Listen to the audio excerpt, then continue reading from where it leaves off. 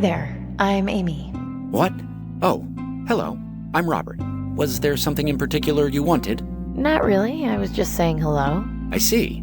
Well, not to be rude, but I've got a lot on my mind. I'm not really in the mood for small talk. Okay.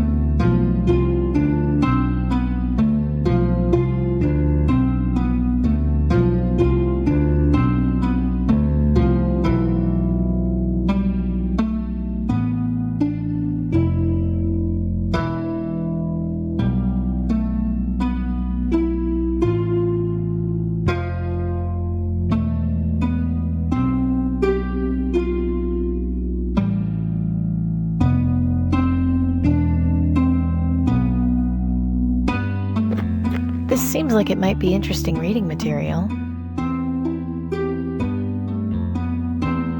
I already took... No need to push... This looks like something someone would have in their home, not at a doctor's office. Soothing, although to be honest, now I kind of have to go to the bathroom.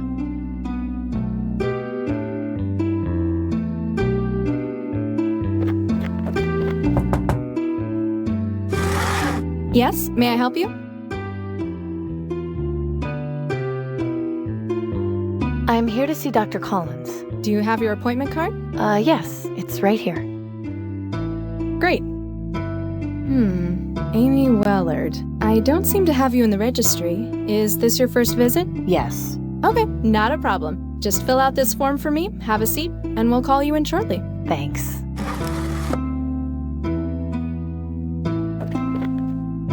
I'm just worried they're going to give him the maximum punishment. I don't know what to tell you. The aristocracy doesn't take kindly to that sort of thing. Have you been able to speak with him? No, they took him in for questioning yesterday. Not even family can see him until they decide what they're going to do. I guess the worst case scenario is he ends up in Rockwall for a few years. I can't believe he could be so selfish as to not even consider what this will do to his family. What am I supposed to tell my grandchildren? No, your daddy won't be home for Christmas because he was selling counterfeit lottery tickets to poor people. At least they'll know not to do what he did. Miss Wellard, you can go inside. Dr. Collins will be in to see you momentarily. Oh, and if you need to schedule a follow-up appointment, don't forget to speak to me afterwards.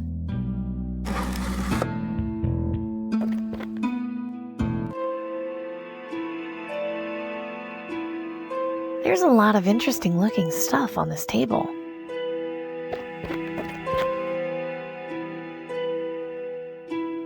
I don't think one of these would... The doctor would definitely... Well, maybe just one won't hurt. I think the doctor... No, I think that's private. I just had a shower. I don't need any soap. No, I think the doctor will notice if I take this. I need another way of keeping... There's lots of scribbles and notes on here. There's one that says, that's probably important. I'll just copy it down. There's lots of Well, maybe just 2 won't hurt. I'll just have 1 more. That's enough candy for now.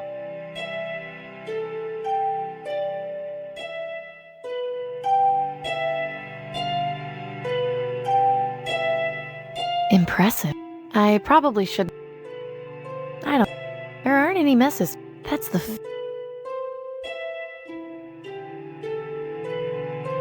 I remember having one of those when I was a kid. Too bad it broke.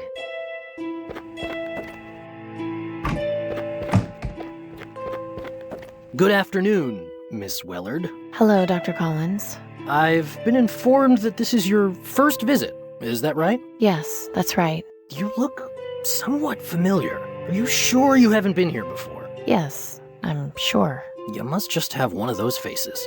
In any case, what are you here for today? I have green lung. The symptoms started about a week ago. I see. If you'll just have a seat on the examination table, I'll do a quick checkup and administer your vaccine dose. There you are.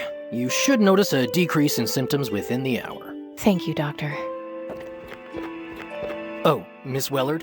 Yes? I swore an oath to do no harm and heal the sick, so I would never turn away someone seeking vaccine. But I'd like to offer you a suggestion. When sneaking around other people's houses, don't stand so close to the windows. I'm sure you're aware of the consequences if you were ever caught. Understood.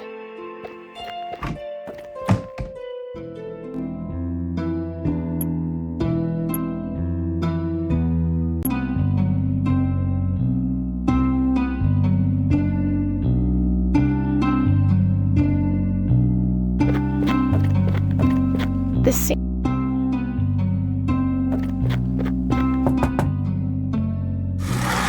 Yes? May I help? I'm here to. Great. Yeah. Okay.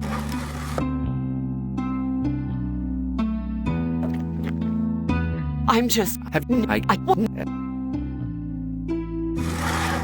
Oh,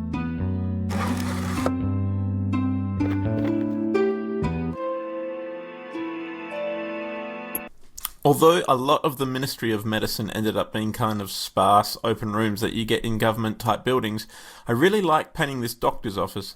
Unlike the rest of the building, here was a room that's more personal to a character, and I really like drawing the space that a person inhabits. It allows me to put a lot of detail in about their life, their work, their habits and such. I had a great time looking up old microscopes and medical equipment as well to get ideas for the style to use.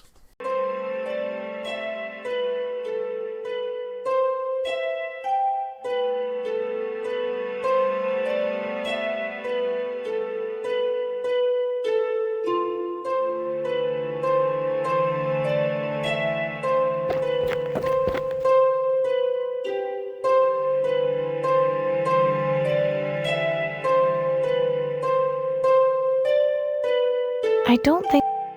Well, maybe just one won't hurt. Well, maybe. I think. The doctor. No, I think that's private. She's. It says, I love you, doctor. That's. There's a lot. That's. The doc. There's. No, I don't.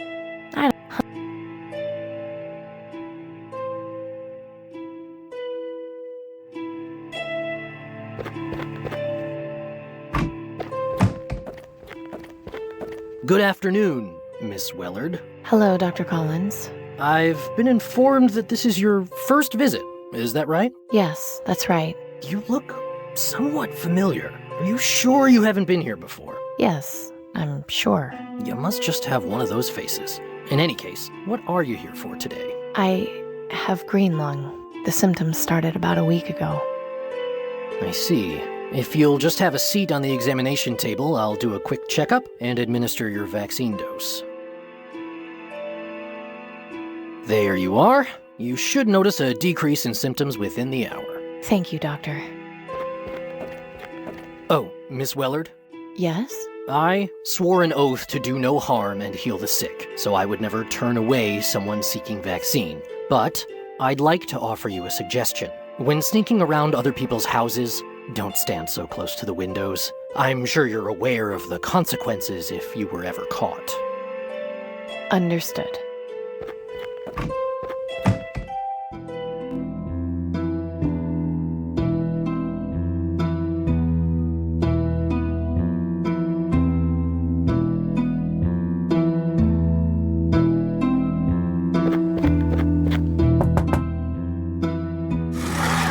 Yes, may I help you? I was told to schedule a follow-up appointment. Of course. Let me just show you our calendar, and you can pick a date that works best for you.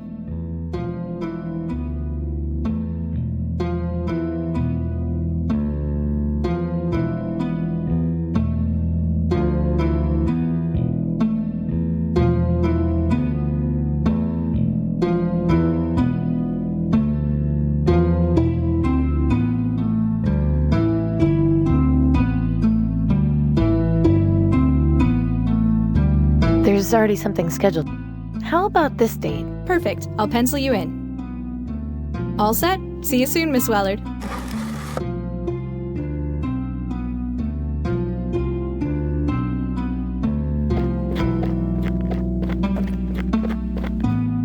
Welcome to the Miss.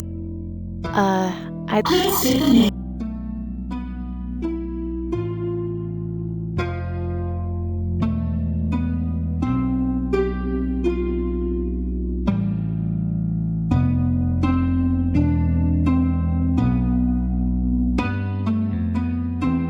Nothing else. Thank you.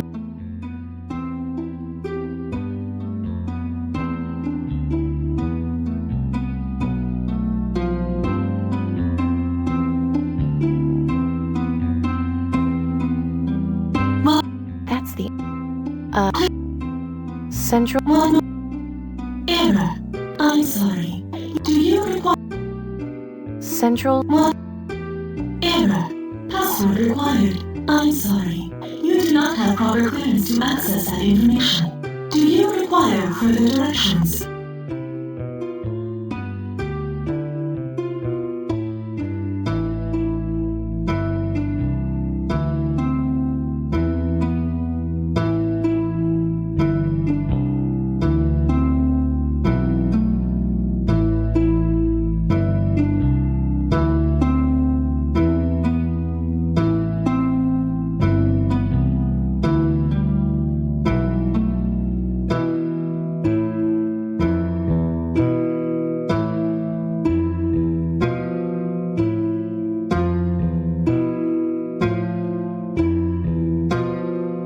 Nothing else.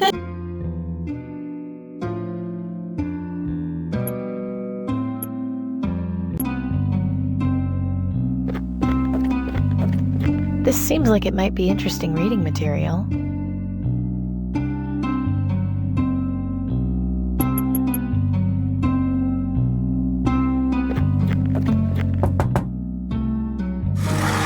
Yes, may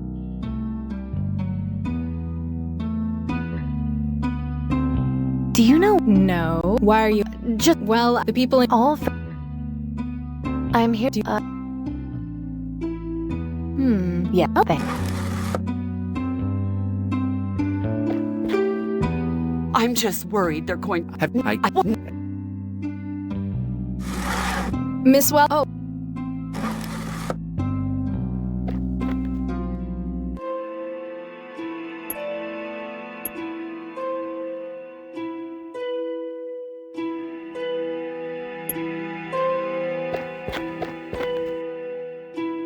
The doctor will notice if I take. There's lots of scribble. There's one that says, this week's CS password equals next week's surgery. That's probably important. I'll just copy it down.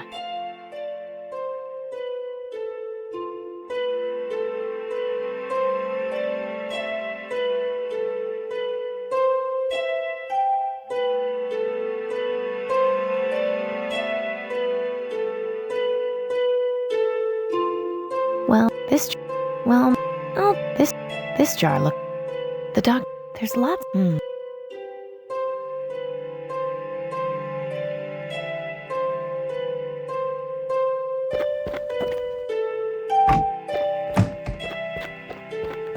Hello. Yeah. I see.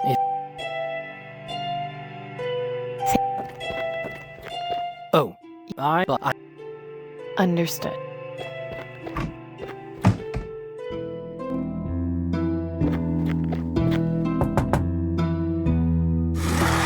Yes. There's already something scheduled. It says surgery, Paul Scott, medulla oblongata.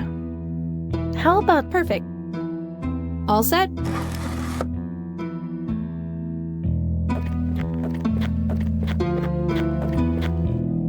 Welcome to please send one more error. I'm sorry. Do you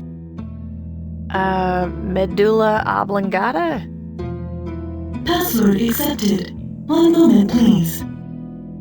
Central storage is located to the left of the administrative cafeteria. It is the unmarked door next to the cleaning closet. Do you require further directions? Nothing else. Thanks. Thank you for using this directory. Have a pleasant day.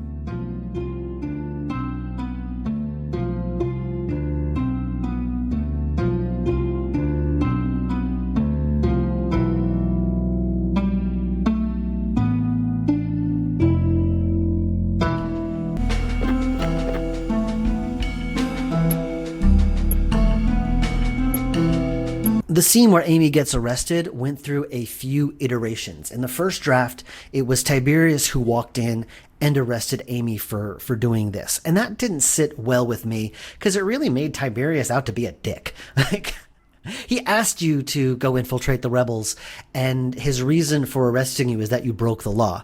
But you're already breaking the law because you're joining the rebels. And so this didn't sit well with me. And we went back and forth quite a bit. And what we ended up with is that Tiberius doesn't execute you because you broke the law. He's executing you because you got caught. Since you got caught, he now has to save face and execute you. So that kind of made sense. That felt very Tiberius. That felt like something he would do and actually feel quite bad about it. So that's what we went with. The structure of Act 1 in the very first draft of my design document was very, very different to how it turned out in the final game. Originally, once Amy sided with the rebels, Danton immediately sent her off on a mission to poison Tiberius with green lung as a form of poetic justice. The idea was that he invited all lottery workers to a dinner as a form of thanks, and that would be the perfect place to strike. To do that, Amy had to seek out an apothecary to prepare a poison capsule. The apothecary was a member of the Reaper cult, so Amy would go there and have to be initiated to speak with him by having the vision, which appears later in the game. Afterwards, she would have to find an ingredient to finish the poison capsule, then go to the dinner and place it in Tiberius's food, at which point the soothsayer's trinket would buzz and she would be caught and thrown in jail. Needless to say, these ideas were incredibly convoluted and clunky, and so I sat down and restructured the whole thing, ending up with what we have now.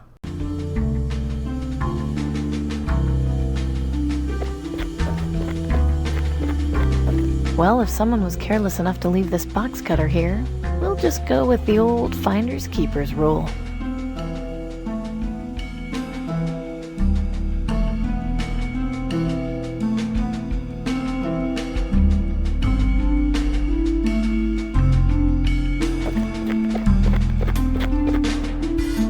There. That should muffle the alarm if it goes off.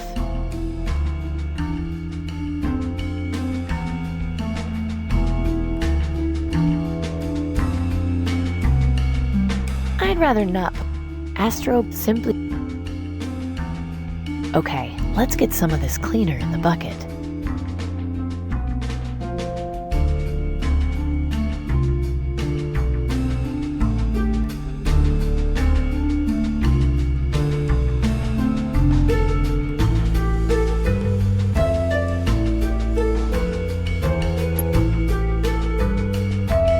This medical form will be more useful in here.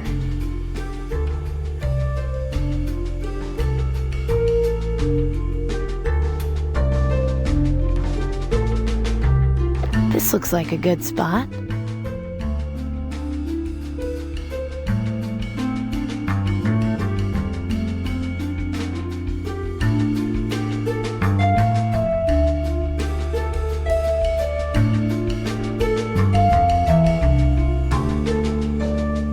If I cut the... Well, now if the alarm goes off, the alert will at least be limited to this room.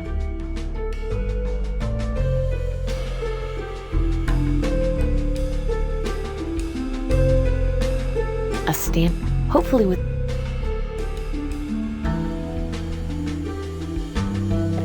Here goes nothing.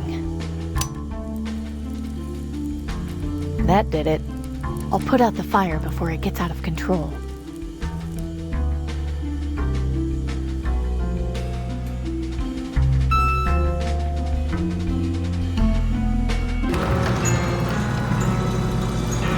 My God. There's enough vaccine stored in here to treat the entire population for years. Danton was right. The government has been lying to everyone all along. This isn't right at all. The people need to know the truth.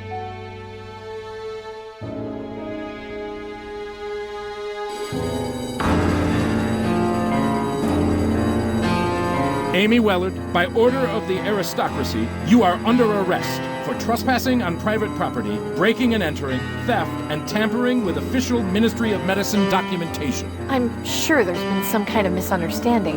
Our orders are quite clear. You are hereby ordered to come with us for detention in Rockwall Prison. Don't I at least get some kind of trial first?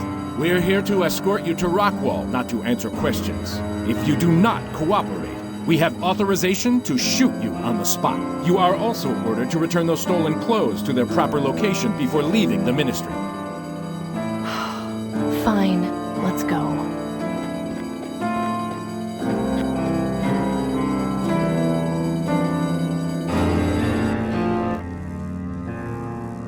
Wellard, we've got a visitor.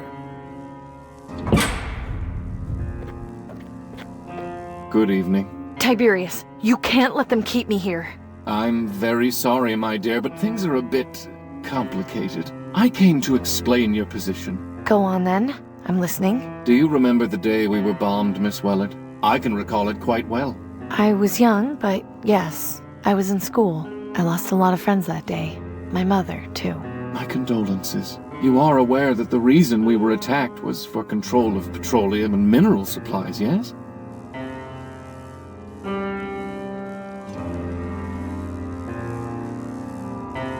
Sure, but what has that got to do with anything? Rebuilding our society has not been an easy task. We still have much to do.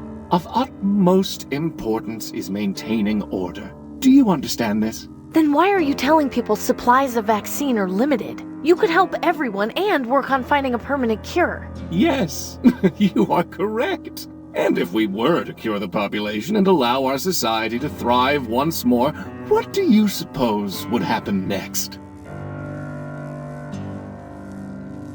Nothing would really change. There would still be poor people and suffering.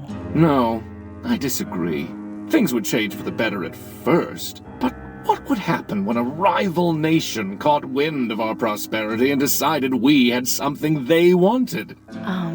We would be attacked, experience the horror of war all over again. I would not wish the bombings we experienced on my worst enemy. I cannot let that happen again. I will not let it happen again. Do you understand me, Miss Wellard?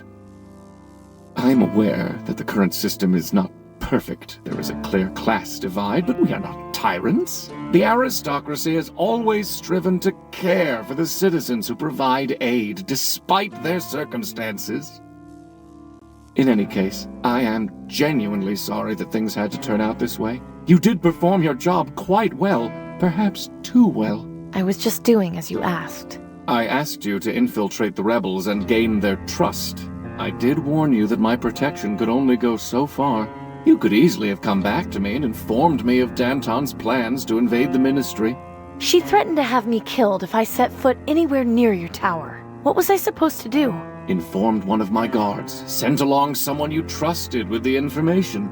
Though it hardly matters now. I've gotten all the information I need.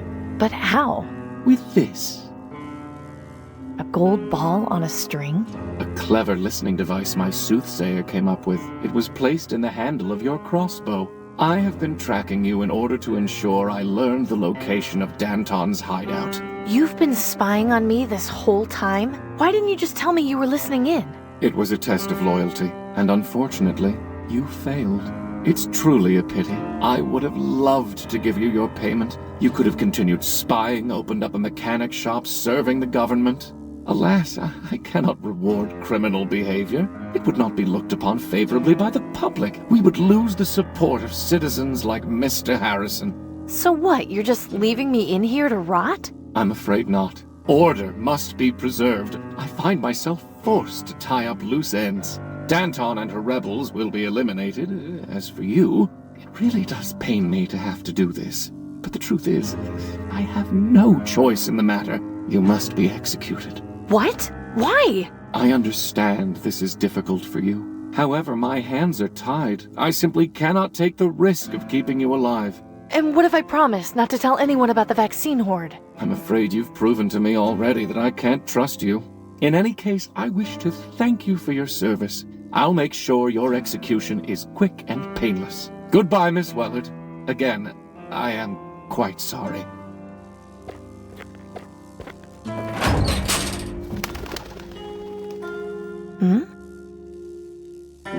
This scene, where Tiberius speaks to Amy and reveals his motivations and reasoning, was probably the toughest one in the entire game to get right.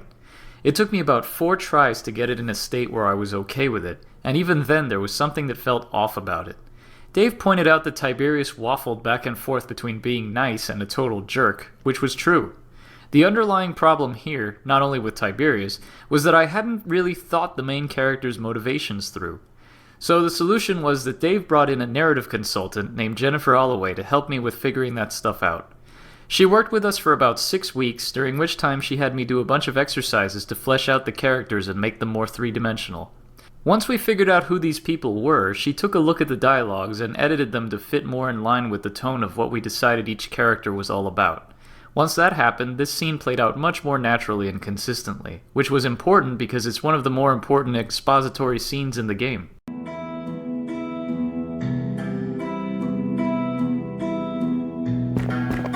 Most of this stuff is just junk. What's this? Huh, looks like the previous occupant at least got a dose of vaccine. Oh well, an empty syringe might be useful in a scrape.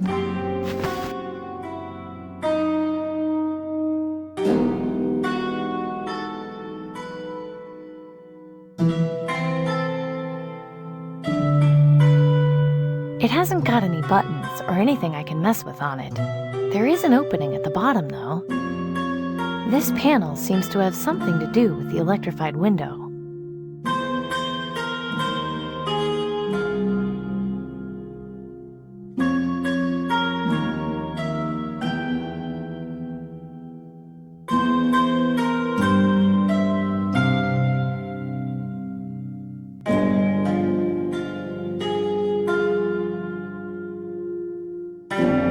I should get rid of this stupid thing, but maybe it can help me.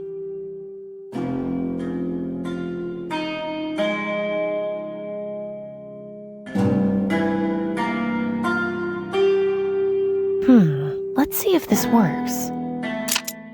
Aha! Interesting. This wire could be helpful, and it makes this thing useless to Tiberius.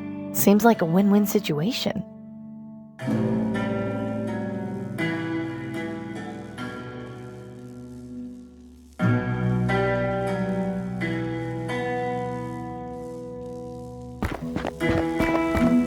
This should fit through the opening at the bottom. There.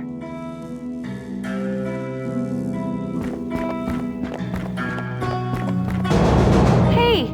Anybody out there? What are you yelling about in there? I'm innocent. I shouldn't be in here. Please. You know how many times a day I hear those exact words? It's at least 200 before lunch. So I'll tell you what I tell everyone else. If you were really innocent, you wouldn't be inside that cell right now. So drop it, would you? I'm hungry. Haven't you ever heard of a last meal? Sorry, but we don't have any food for prisoners. Most people in here don't stay long enough to justify having a last meal. There's a weird bird staring at me through the window. Yeah, sometimes they sit at the windows. Don't worry, the electrified mesh will keep them out. I need to go to the bathroom. So use the toilet in your cell. All you have to do is wave your hand over it and it'll open up. You know, I've got the perfect life. You do realize we know that's a code phrase, right? We were listening in on all your conversations. Well, it was worth a shot. Never mind.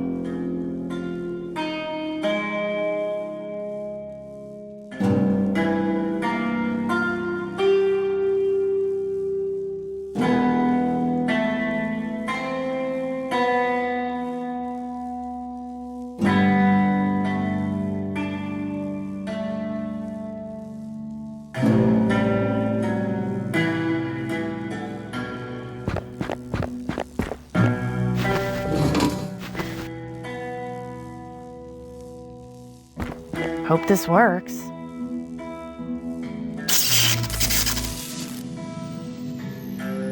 What are you doing, little guy? Well, I wasn't expecting that. What a smart bird. Right, time to get out of this hellhole.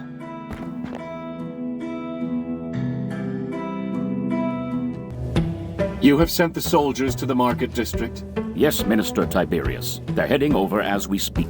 Excellent. And the spy in the Ministry of Medicine? Taken care of. Good. With regards to Miss Wellard's execution, please be sure to tell the firing squad to aim for the head. Don't drag it out. Yes, Minister Tiberius. Oh, such unpleasantness. I really take no pleasure in having to do this sort of thing. I just hope it will all be over soon. Good evening to you.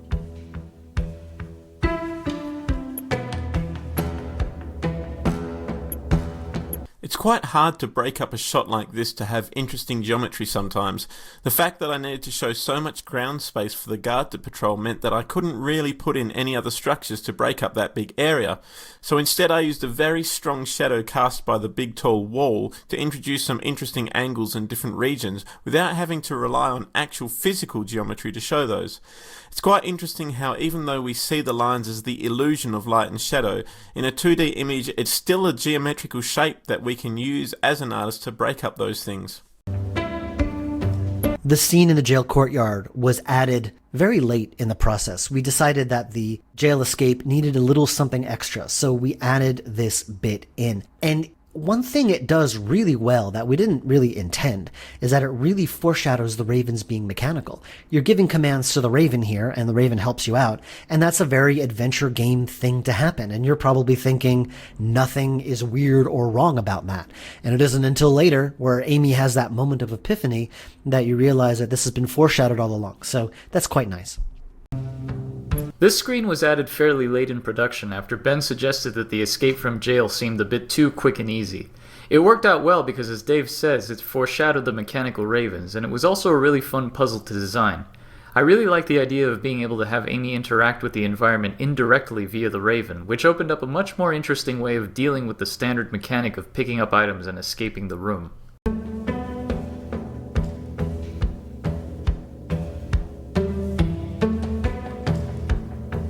He's looking right at me, almost like he's waiting for instructions.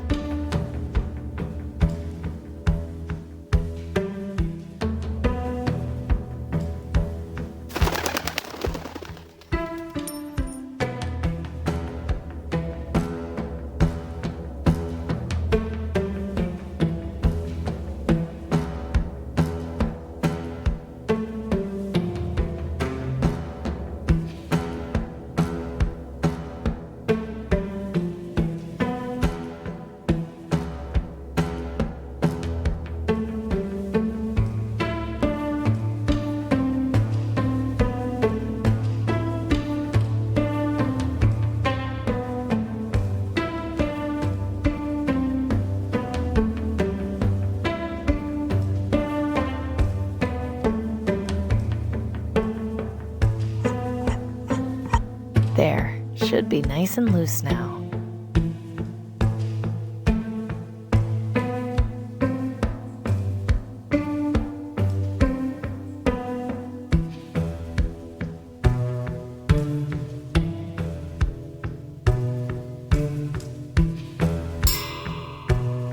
Huh?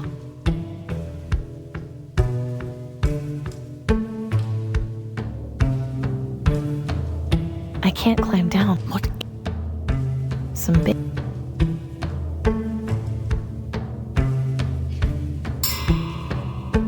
Huh?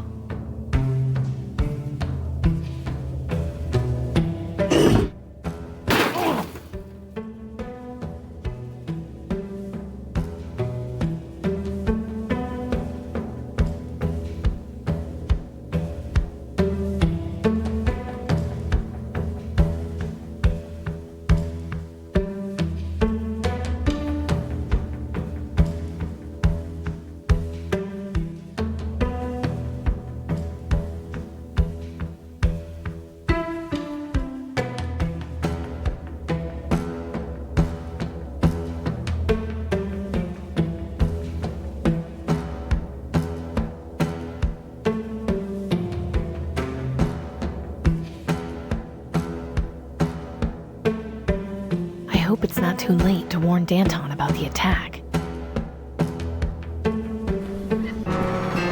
Oh no! Clem! Amy, that you? Yes, Clem. I'm here. Vaz.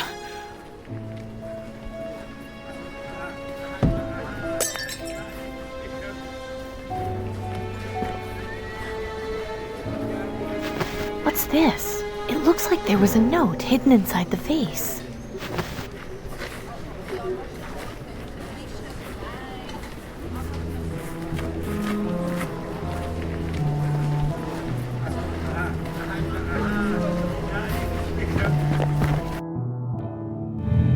No.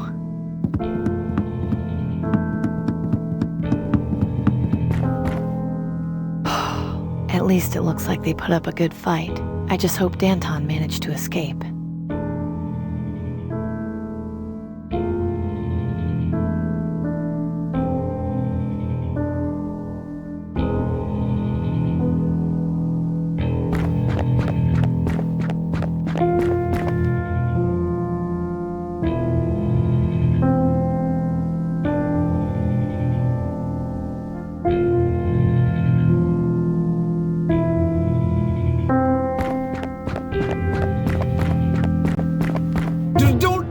I know how to use this thing! Amy? What are you doing here? I'd ask you the same thing. What were you thinking? You could have killed me. Sorry. Pretty brutal in here, huh? I couldn't believe how many guards they sent in. Just hand over the crossbow before you have an accident, would you? Okay, fine. Here.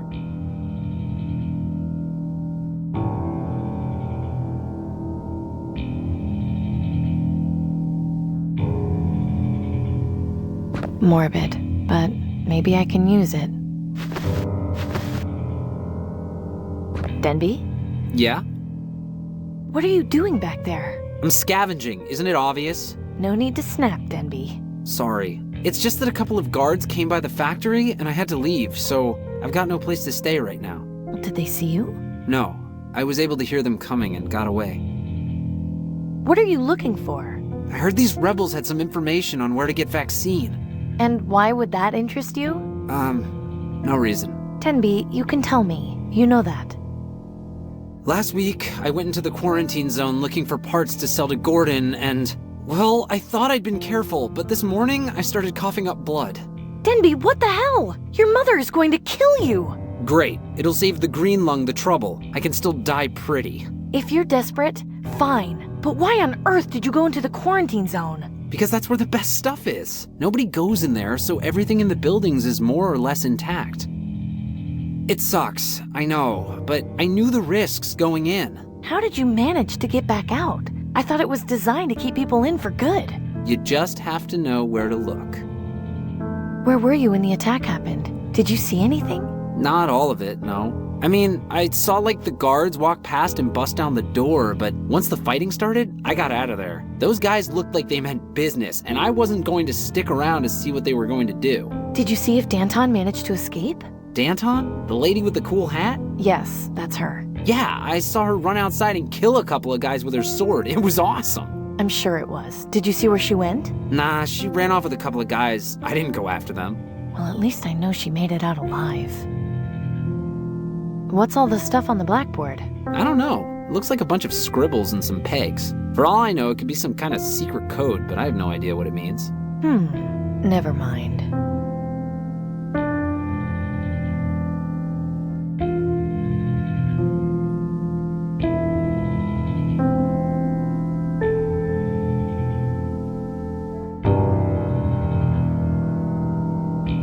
Denby? Yeah? You're absolutely sure the guards didn't see you back at the factory? Yeah, positive. Why? Here, take this. You have a lottery ticket? Why would you give this away? It's a long story, but let's just say it's no use to me anymore. Hang on, does this mean... Just take the ticket and get out of here, Denby. You've got enough to worry about as it is.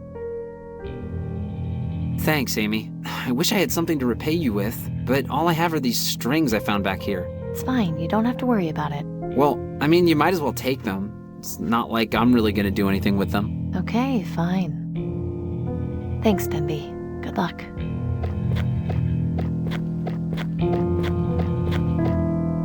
There's a bunch of lines and wooden pegs on it.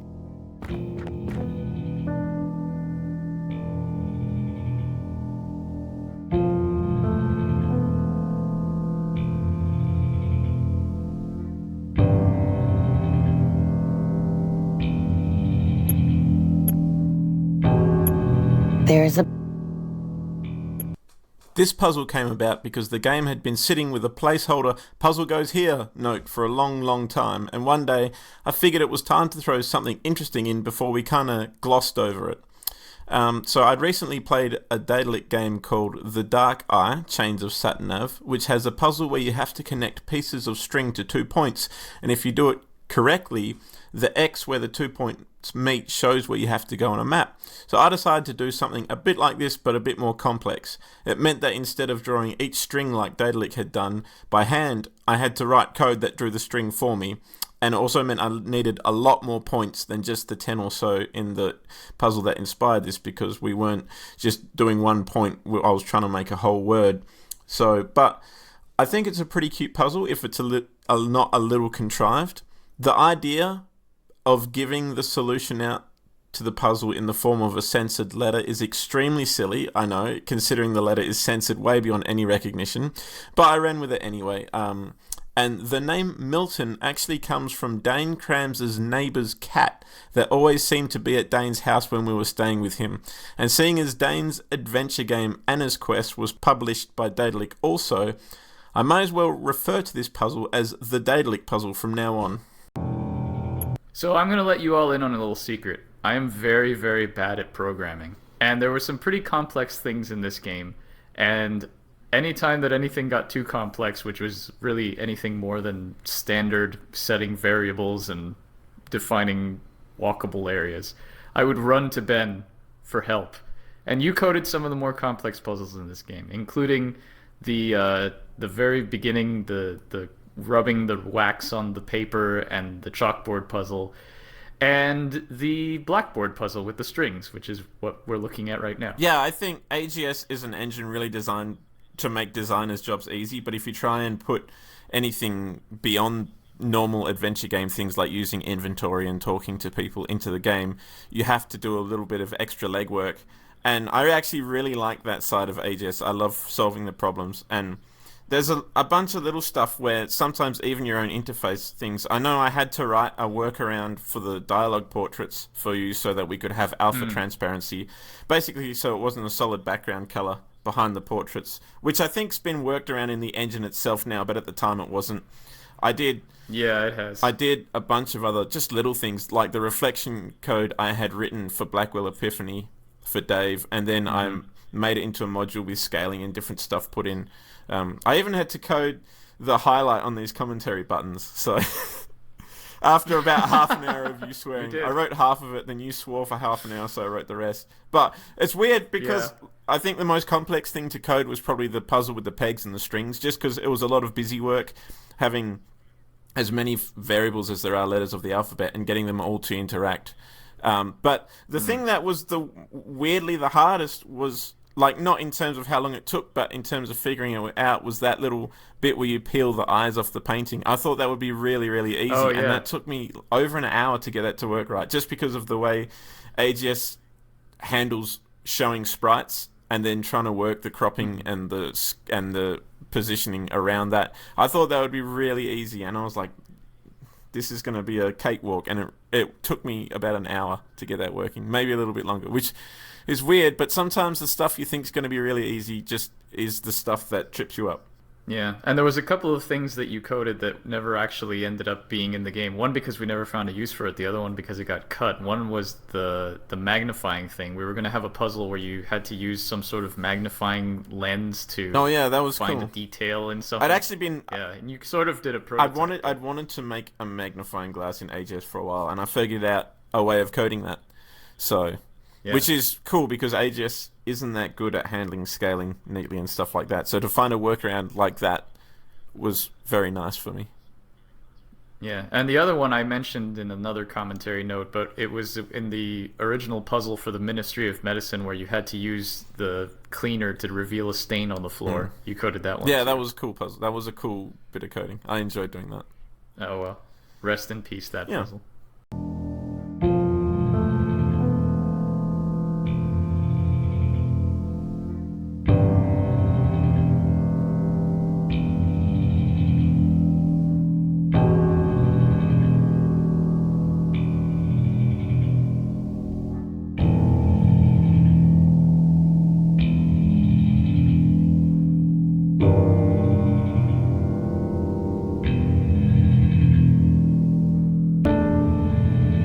I don't think I should pull the pegs out. They looked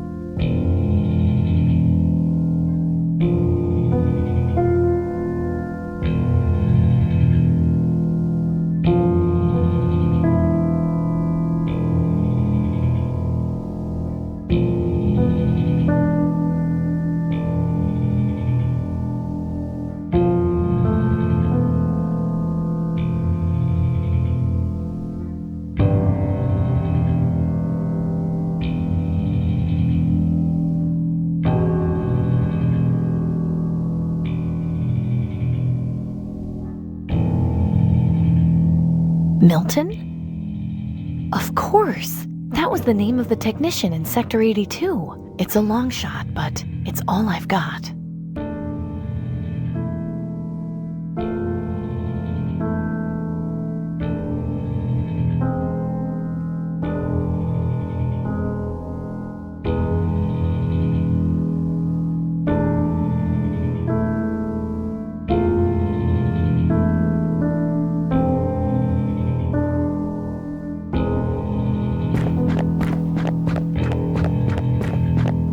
I'm not sleeping totally.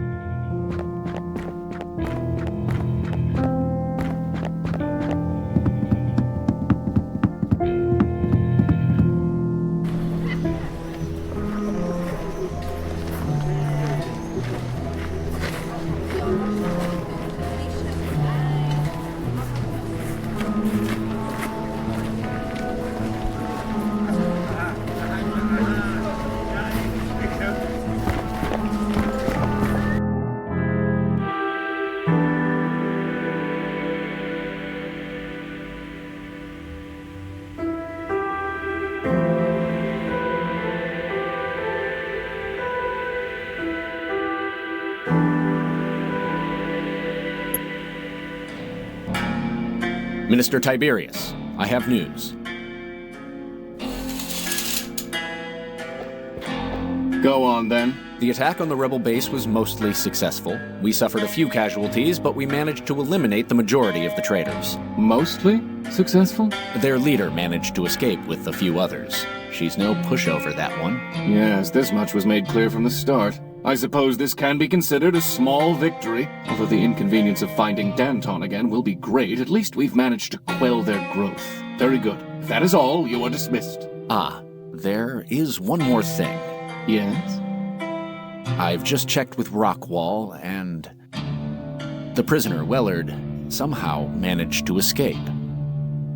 I see. Call her number. But Minister Tiberius, will that work? Surely she's not foolish enough to... Whether she is or is not none of your concern. Just do as I say and call her number. And a word of advice. Question my methods again, and I'll have you hanged from my balcony. Is that clear? Yes, Minister Tiberius. It won't happen again. Good. Now get out of my sight.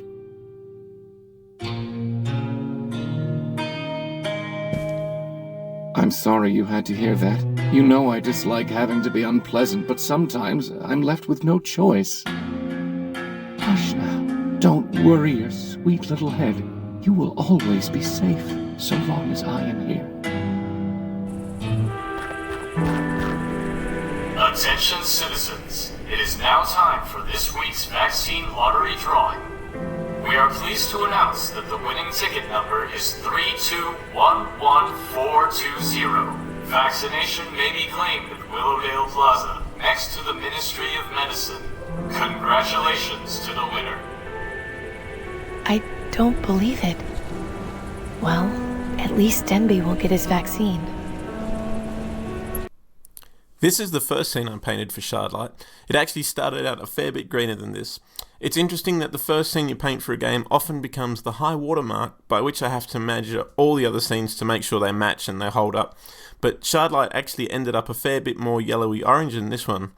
I stopped using photo textures pretty early on and it didn't quite establish the style as much as in other games, but I still like this scene quite a bit. It established the idea of saving blue to show technological things and like guard uniforms later on, and lighting the rest of the world with mostly green feature lights as well as the ambient colour of the sky. This scene is also where the name of the game came from. I had drawn these glowing green shards of uranium glass. I figured the ruined atmosphere would let in more ultraviolet light. It's a bit of shaky science to justify putting cool little green lights in, but I thought it looks nice, so I ran with it. And then when saving the file, I had to come up with a folder to store it under. So just quickly typed out the name Shardlight. Somehow nobody came up with a decent name, so we stuck with that. A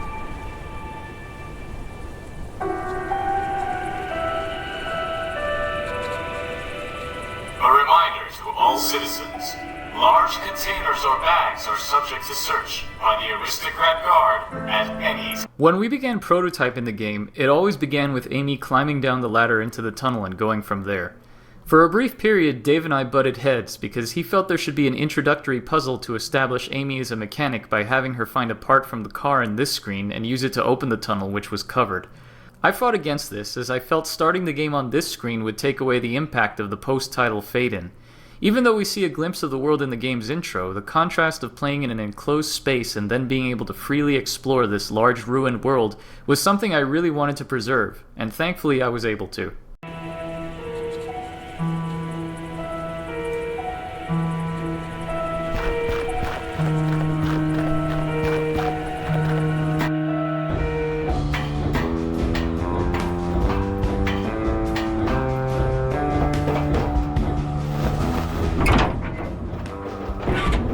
Well, if it isn't Little Red Riding Hood. I don't know how you found us, but you've got a lot of nerve coming back.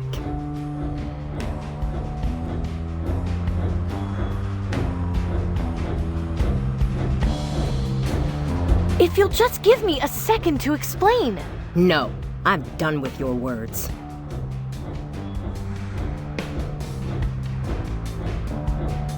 I am not a traitor. Please stop denying things. It makes you look even worse. Tiberius destroyed our base and killed several of our people. You're the only person who could have tipped him off. You are nothing more than a liability. I let you go before, but I'm not making the same mistake twice. You're not leaving here alive. You know, threatening people is an odd way of thanking them for their help. Help? Just exactly what have you done to help us? Did you forget already how I risked my life sneaking into Harrison's mansion in the Ministry of Medicine? I was doing exactly what you asked me to do when I got arrested and thrown in prison. Now I'm a fugitive, all because I was trying to help you. They put you in Rockwall? Nobody ever gets out of there. How did you escape? It's a long story. Look, I came here to see if you were still alive. I found your message at the old hideout because I was trying to warn you that Tiberius had located it. He tricked me. I was bugged the whole time. He heard everything. And I had no idea. I see. I'm sorry. We've been through so much in such a short amount of time, it's hard to know what to believe. So what did you find out in the Ministry of Medicine? The aristocracy is hoarding vaccine. Crates of it. Enough to treat the whole population. I knew it! Those bastards! Once the public hears about this... Forgive me, Amy. If I had known you were in Rockwall... It's fine. I got out on my own. Next time, if you could stop to ask me questions before trying to kill me, I'd appreciate it. So what now? We need time to think about our next move. This news is a lot to take in. You're free to stay here with us if you need to. I wouldn't go wandering around out there if the aristocracy knows you've escaped from Rockwall. Thanks. I appreciate it. Considering we were pretty inspired by Fallout when putting a setting down and planned on making Silent Ravens a fairly prominent element of the world and the story, I felt it would be very remiss if I didn't make at least a little nod to Raven Rock from Fallout 3 at some point in the game.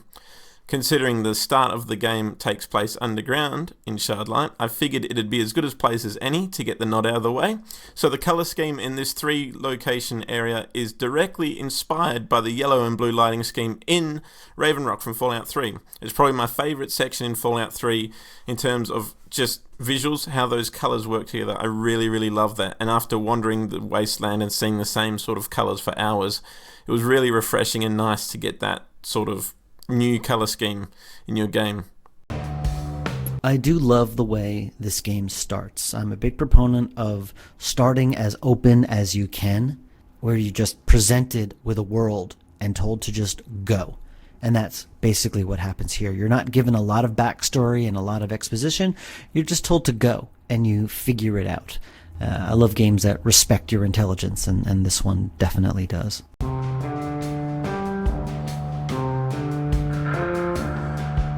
I've played through this section so many times I could probably do it in my sleep. It hasn't changed too much from how it was originally designed, except for a while it was necessary to take an extra step and slow the fan down so the lamp would stop swinging in order to be able to shoot it. This 3-room section serves as our prototype and has existed since late December of 2013.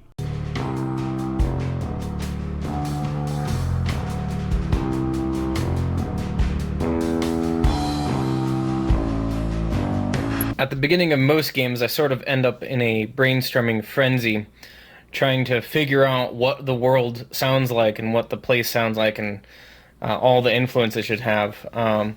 When I first started doing demos for the game, they were a lot more whimsical and orchestral and just, I don't know, standard fantasy fare for some reason. And while it ended up feeling good at first, it also felt really standard. And at some point I had like a whiplash reaction to that, completely the opposite direction, because I knew we were kind of going for sort of guitar influences at some point, and I decided that the whole game should be just guitars. All the ambiences, all the soundtracks, everything should be just guitars, nothing but it. And it was pretty much madness. At some point, an email came up that they really wanted heavy thematic leitmotifs in the soundtrack, and this made me thankfully throw that whole idea out the window because it was kind of crazy. I had originally envisioned a very much more ambient, moody soundtrack that was just, I don't think it would have been the right choice for the game, and I'm always grateful when producers have a pretty solid idea of what they want, because they can help me from making what would otherwise be kind of not so great decisions. And I think that guitar ambience thing would have worked had it been maybe like a short game, but this was a longer game with a lot of characters and a lot of moods to bring to the table. And if you want to hear kind of what it would have sounded like, I think the closest thing is actually the first track in the game you hear from the reactor. And it conveys sort of the moodiness I was aiming for, but after I did that one track, I quickly realized, hey, like, there's only so much I can do with that without spending, all my time working on effects changes, and I don't know compositionally how far I would have gotten with that. And I'm happy with how that turned out. and I think it eases you into the mood really well. But I'm also super happy we moved on, because I think every character and area definitely has a good distinct feel.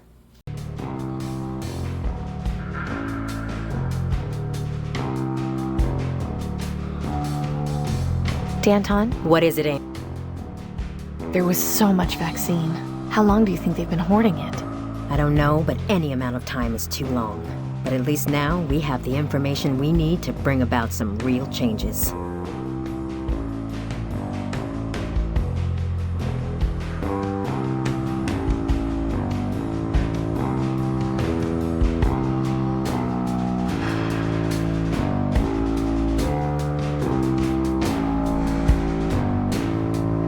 So, considering I almost died finding all this out, is there anything we can actually do? For now, I'm not sure. This is a fairly important bit of information we have. One option would be to somehow hack into the government PA system and spread the word that way. It would definitely be a welcome change from all those annoying propaganda messages and rigged lottery announcements. The only issue we face is getting some sort of proof to back up our claims. I think that will have to be our next course of action.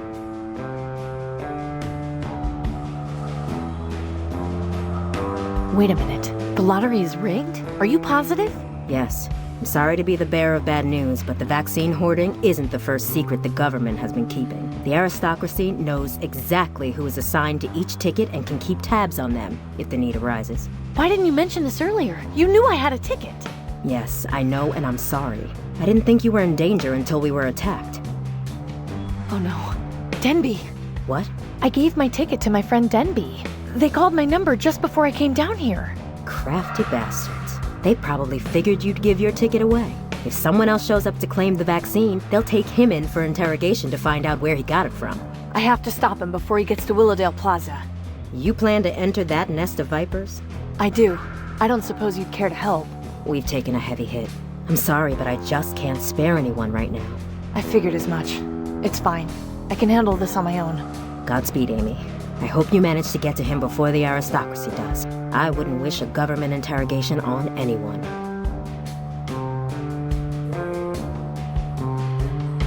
Danton? What is it? You mentioned having lost a lot of people. How many? About 6. They fought well, but there were just too many guards. We had no choice but to escape. This attack has left us severely weakened. It's going to be a while before we're able to even think about striking out against Tiberius. Thankfully, Clem managed to warn us before they stormed the hideout. If it hadn't been for him, we wouldn't be having this conversation right now. Clem was a good man. That he was. He'll be sorely missed. Of all the places to hide, why here? It seemed like the last place the aristocracy would look. As long as we keep the reactor running, they'll have no reason to bother sending anyone snooping around. Besides, I wanted to come back here to make sure Milton didn't become Raven food. He deserves a proper burial. We'll talk soon. Okay.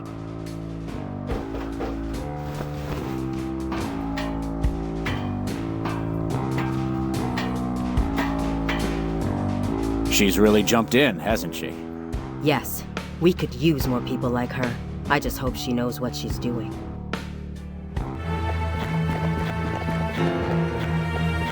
Damn it, I'm too late. Maybe I can still get to him before they do anything too drastic.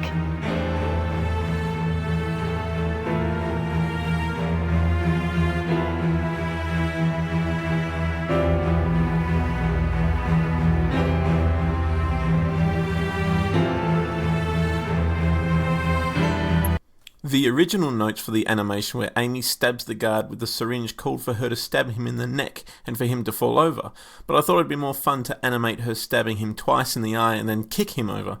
It all happens very fast and it's quite hard to see what actually occurs despite the animation being shown twice in the game, but it's quite fun adding little touches like that to an animation. When I was younger I used to wonder why people animate violent things, but after animating them myself it's really fun. Somehow being an animator turns you bloodthirsty. As we've stated several times, prog rock had a lot of influence on Shardlight, so it was a lot of fun to sneak in little references when it came time to name things. For instance, Fripp Square is named for Robert Fripp, the guitarist for King Crimson. Willowdale Plaza is named after Willowdale, the neighborhood in Toronto where Geddy Lee, the bassist and lead singer of Rush, was born. And speaking of Rush, the author of the history book in Nelson's Stand has the surname Peart, named for Neil Peart, the drummer for Rush. I'm sure there's plenty more, but those are some of the ones I can think of off the top of my head.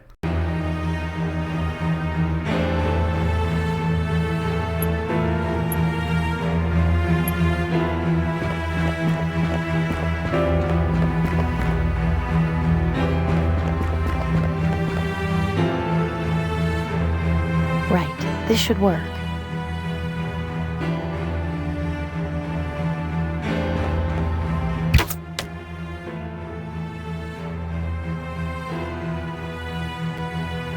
I really hope this holds.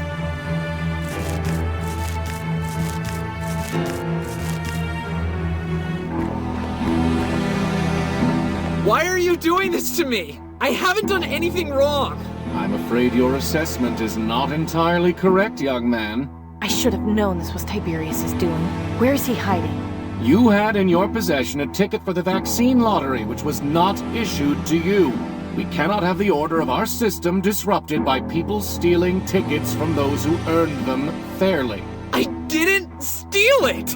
Then perhaps you would care to clarify how you came to have it. And please keep in mind that we value the truth above all else here. Lying will have severe consequences. I found it. You found it? Yeah, in the place you guys raided in the market district. It looks as though we will be here for some time still. Alphonse? Ah! Perhaps you'd care to tell me the truth this time.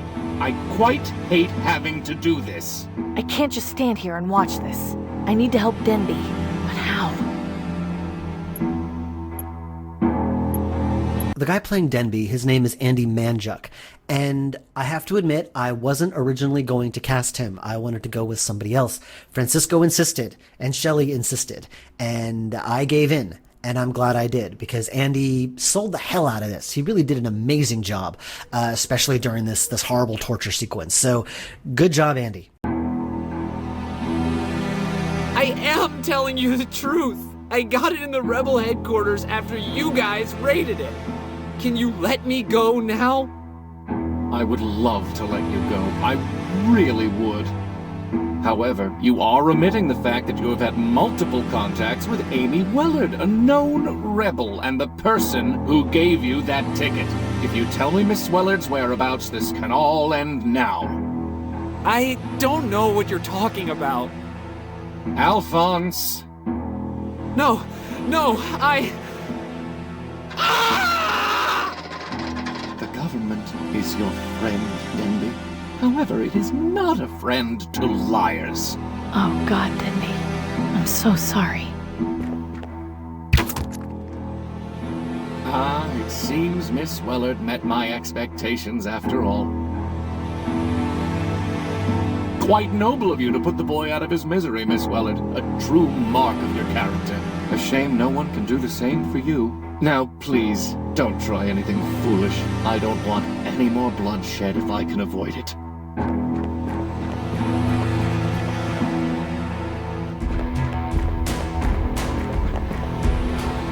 Going somewhere? Yes, and you're in my way. You really are a feisty one.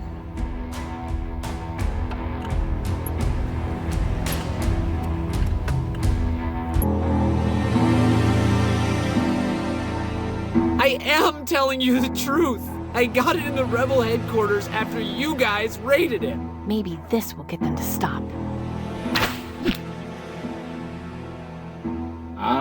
It seems I was correct to expect Miss Wellard to show herself. Amy? Why did you come? Get out of here now! I'm afraid our young man has served his purpose. As you will. Denby! I was left no choice, Miss Wellard. Do not make his mistake. Don't talk to me, you monster! I understand your anger, but drastic measures are sometimes necessary to preserve order. Now, please, don't try anything foolish. I don't want any more bloodshed if I can avoid it.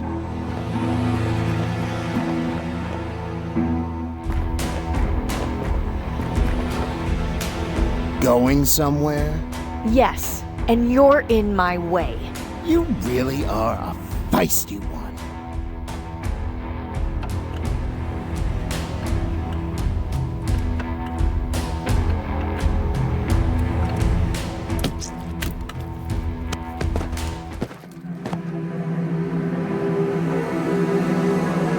Oh God.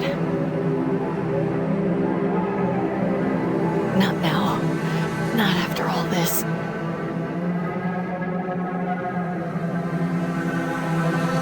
Relax. I've come to ease your pain.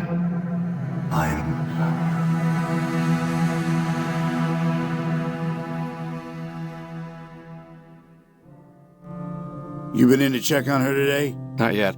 I wanted to give her some time on her own. Her breathing's been getting stronger. Wouldn't surprise me if she's on her feet in the next day or two. She's just lucky you found her when you did. What the hell do you suppose she got up to make the wig head so keen on finding her? I don't know. They've seemed to ease up a bit at least. They're not patrolling the market district anymore, but the posters are still up. Have any more guards been here? Not after I sent the first one packing. What I really want to know is how she... You know, I'm right here. Amy! Stone the Ravens. How are you feeling? Like hell. You shouldn't be on your feet too long in your condition. Come over here and sit. We'll have a talk.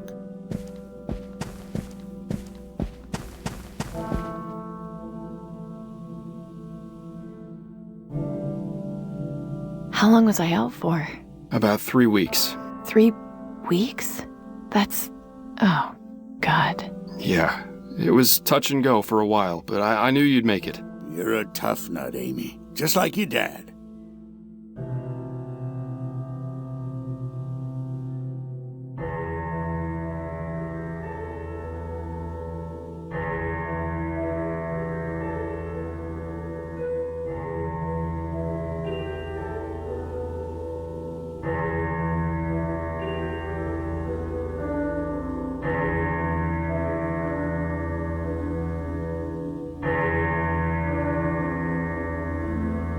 Exactly how did I end up here? That's the thing. We don't really know. What? Pop sent me out into the field to pick up some of the sheep carcasses. I just found you lying there next to the fence. Do you remember what happened to you? Not really, no. What's the last thing you do remember? I was at Willowdale Plaza, trying to rescue Denby. Denby? What happened to him? He was being tortured by Tiberius, and I couldn't save him. I watched them torture him. It was the most horrifying thing I've ever seen. I can still hear him screaming. I'm so sorry, Amy. But that wasn't the last thing I remember. There was more. There was a guard, a big guy. He cornered me outside and we started fighting. He stabbed me with his bayonet. That's how I was injured in the first place. But when I found you, someone had treated your wound and bandaged you up. Are you sure there isn't anything else you've forgotten? I saw the Reaper. Come again? The Reaper. I was laying on the ground bleeding out, and he appeared. You're not gonna go all zealot nutjob on me, are you? You know the Reaper's just a myth. But I also know what I saw. It was definitely him. He's real. He came over to me and said he had come to ease my pain. He was dressed all in black, had a skull for a face, bony hands. I'm getting goosebumps just thinking about it. You sure the blood loss didn't make you delirious? If what you saw was actually the Reaper, the stories say that you should be dead. I can tell you firsthand that this ain't heaven. So who was it that fixed you up and brought you to us? It's him. I just know it. Well, I think we should just forget about it. What matters is that you're alive and safe here with us. I'm not staying here, Gus. There's too many questions I need answered. The Reaper didn't let me die. I need to know why. I need to talk to those cultists. You don't want to go near them, Amy. Look, I know you don't understand what's happening. I'm grateful for you looking out for me. I am. But I need to find the truth. Please accept that. Bad idea. The aristocracy's been looking for you. I can handle myself. You just spent the past 3 weeks in bed. Do you want to get yourself killed? What do I really have to lose at this point? Amy, please. Well, if you're set on it, we know there's no stopping you. But remember, we love you. You've always got a place here. Amy, please take care of yourself. We can't lose you two. I'll try my best. Here, take this bolt. I know it's not a lot, but I can't send you out there unarmed. Thanks. In earlier drafts of the game, This whole plot point of Amy being sad and being ready to die was not in the game. Her original motivations for going forward was to find the Reaper. She felt that the Reaper was calling her. And for some reason, I just wasn't feeling it. And testers weren't feeling it. There was just something that was lost at this moment of time in the game. And Francisco and I discussed it a lot. And originally, we thought the problem was that Amy's motivations weren't clear. And we tried to make that clearer. But that really wasn't the problem. And when we dug deeper, the problem was that I, the player, didn't care. There was this severe emotional disconnection between me and Amy. I didn't understand why she was motivated to continue. She was done. Like, she had done everything she had set out to do. Why is she continuing? And that was the problem. And so we dug in a little deeper, tried to really determine what Amy's emotional state was, and use that as a motivation instead of some obscure plot point that the player doesn't care about. So that worked out well. It's a little esoteric, but I feel that it worked really well, and Shelley sold the hell out of it. There was an important lesson to be learned here about how it's not always necessary to have complex puzzles. Originally, Amy fixed the train woman's record player by finding the record arm, as well as something to substitute the missing turntable. That object was a pie pan that you got from Pop. The thing was, I could never figure out a decent way for Amy to acquire it, aside from clicking on the stove and asking to borrow it, which didn't make a whole lot of sense. I tried thinking of ways to justify it, thinking maybe they could feed her when she gets up from her coma, but why would she then ask to carry around an old pie pan? In the end, we made the decision to just axe that step of the puzzle, which ended up being for the best.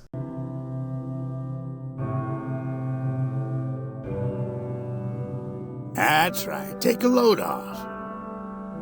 So I'm being hunted by the aristocracy? They've eased off a bit, but they were really cracking down a couple of weeks ago. I've had to avoid the market district for a while, just because I was sick of being harassed every day. I think they got tired and mostly gave up after a while. They still have wanted posters up, but nobody's blabbed. You've got yourself some pretty loyal friends. Thank you. I'm sorry to have caused you trouble. Are your sheep doing any better with the blue burglar? As a matter of fact, they are. A week after I planted it, it was sprouting up everywhere. And the sheep love it. Too early to tell just yet, but I think we might just be okay for next season. Glad to hear it. Anything else I should know about the Reaper cult? Just that you should stay away from them if you can help it. I don't want to see you dancing around chanting mumbo-jumbo. Come on, Pop. Amy's got a good head on her shoulders. You know she's not capable of being taken in by people like that. I've seen some people I thought were pretty level-headed get swept up in their nonsense. I don't know what they're drinking, but be careful, Amy. I'll be fine. Both of you. Relax. It's easy for you to say. I really should be going. Come back anytime you want to rest. We'll be here. Please be careful out there, Amy.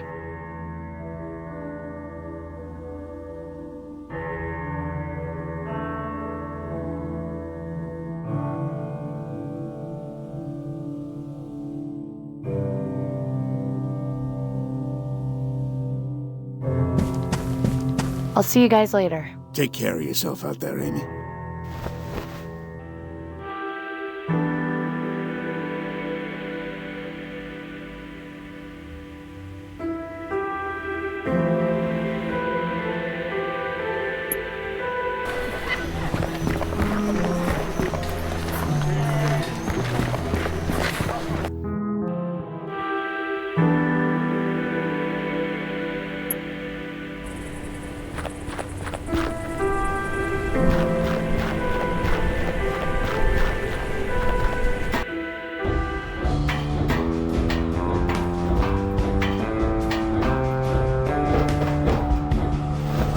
Hello? Danton! Bruce, are you still in here?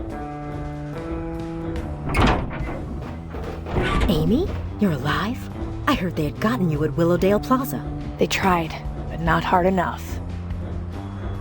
Have you had anything new in the works? We've been trying to lay low and plan our next move.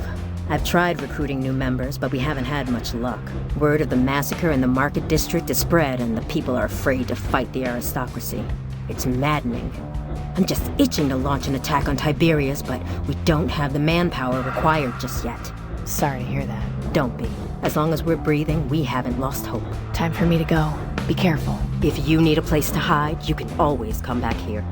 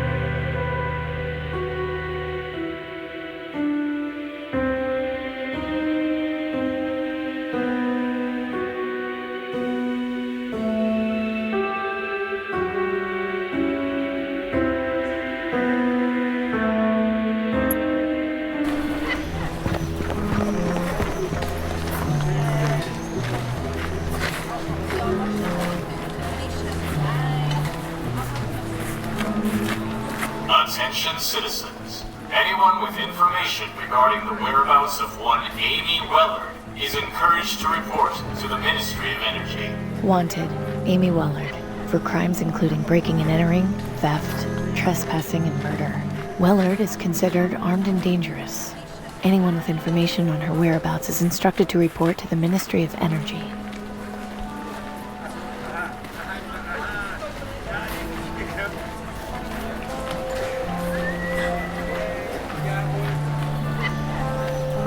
The aristocracy strives to keep you safe from those who would destroy our way of life.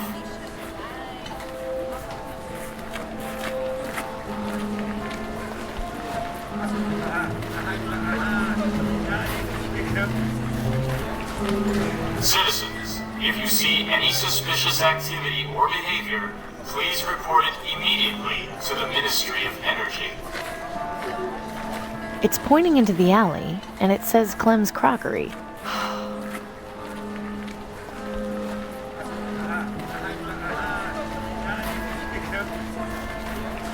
A reminder to all citizens, large containers or bags are subject to search by the Aristocrat Guard at any time.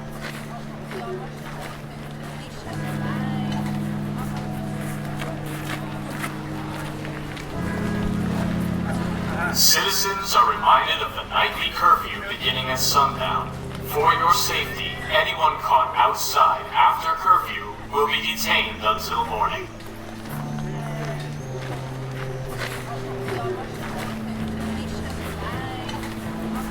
Attention citizens. Anyone with information regarding the whereabouts of one Amy Wellard is encouraged to report to the Ministry of Energy.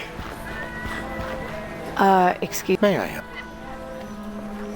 I really... So be it.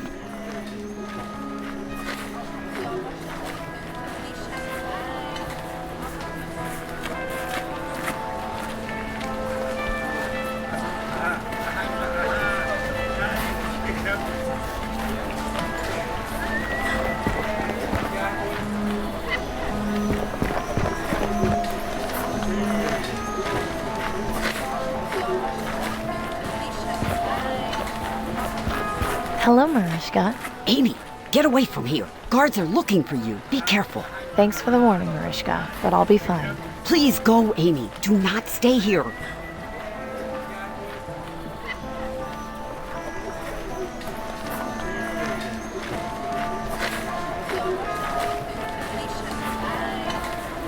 Hello, Marishka. Amy, guards are looking for you. Thanks for the warning. Please go, Amy.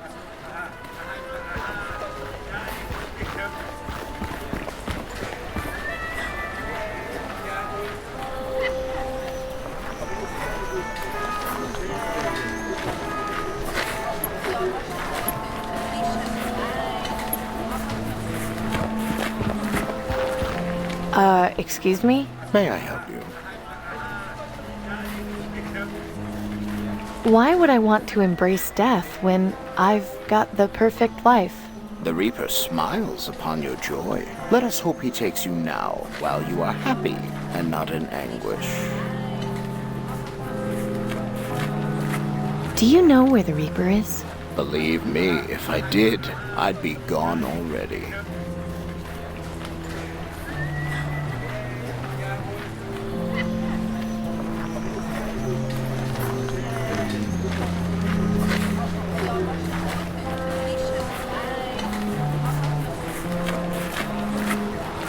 I think I need to worship the Reaper. Well, this is certainly a different attitude from the last time we spoke. If I may ask, what caused you to change your mind?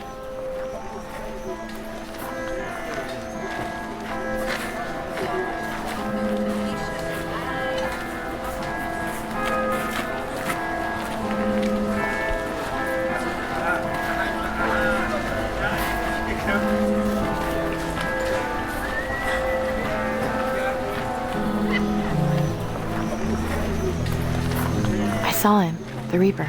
Oh, I hardly think that can be true. Only one person has seen the Reaper and lived, and that is our founder. Surely you have an actual reason for wanting to join the Acolytes?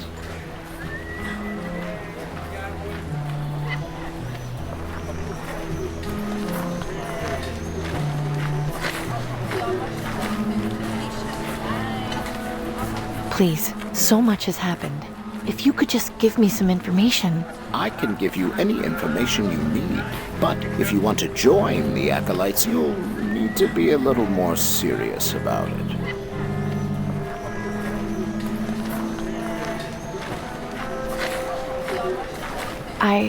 I'm ready to join. I promise. Are you? What troubles you? All this time, I've just been trying to survive, but compared to everything else that's been going on, it seems kind of pointless now. I mean, my green lung vaccine will be wearing off soon.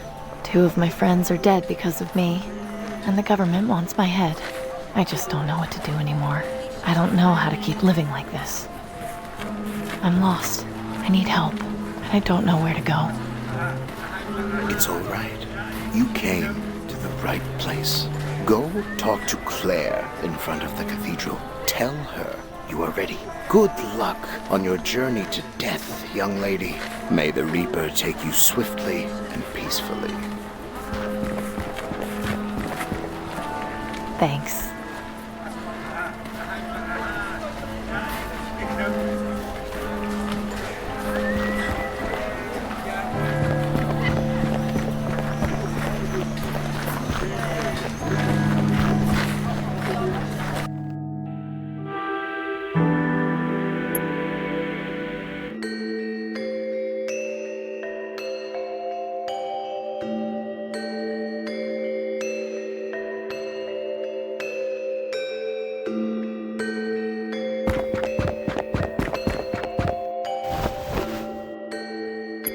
I've only visited 3 cathedrals in my life, all of them Australian, so when it came time to draw a cathedral, I based my design on Australian cathedrals.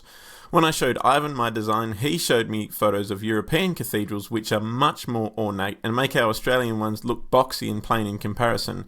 After that, I tried adding a bit of extra structure to the sides, but the end result is perhaps less grandiose than it could have been.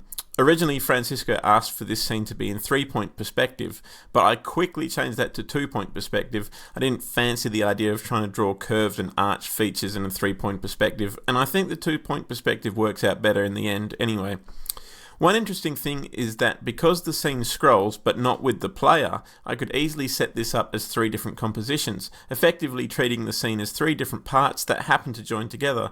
This was a bit nicer than trying to plan out a scene where the player can scroll the composition, because you never know exactly where the player will be for major moments, and therefore can't really plan out the layout very carefully. I've asked more experienced artists their thoughts on allowing for strong compositions in a scene where the player can scroll, and the general consensus seems to be, don't make games with scrolling scenes. One executive meddling decision I made was that you can get access to this location, the exterior of the church, almost at the very beginning of the game. I really wanted the Reaper cult to be a major part of the narrative in the first half of the game. And I wanted you to see this location and see it as this potentially cool thing. But you can't get there yet. It's a kind of a goal to be achieved.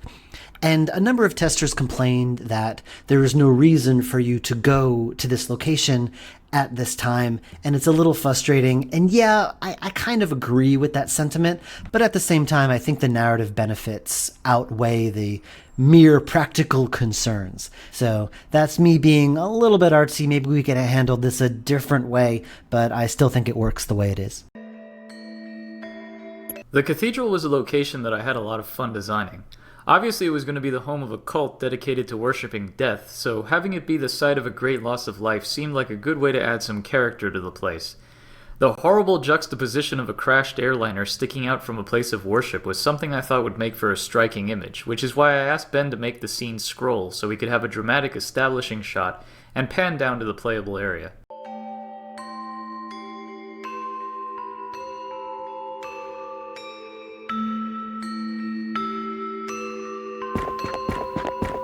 Hi there. Welcome. What may I help you with?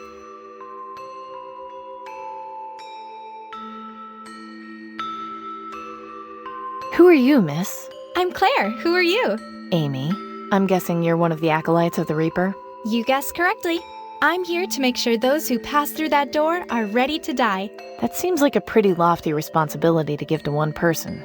Not as much as you would think. Most people are worthy, they just don't know it yet.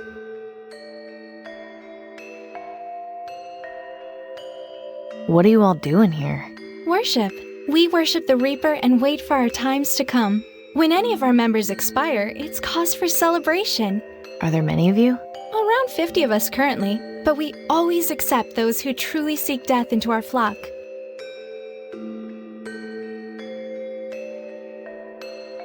I think you should know that I've got the perfect life. And you could have the perfect death if you embrace the Reaper.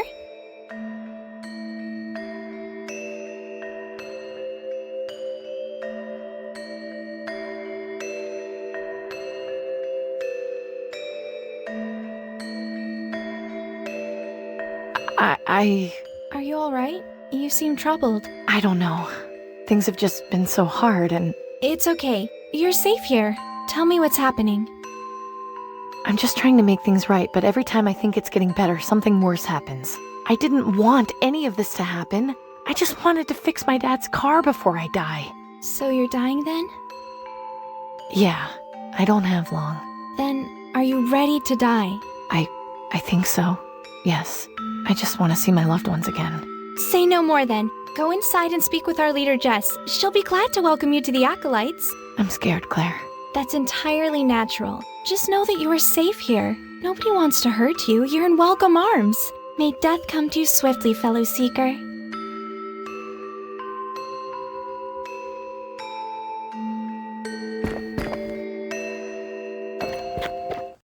Ah, young lady. I'm so pleased to see you've decided to join us here.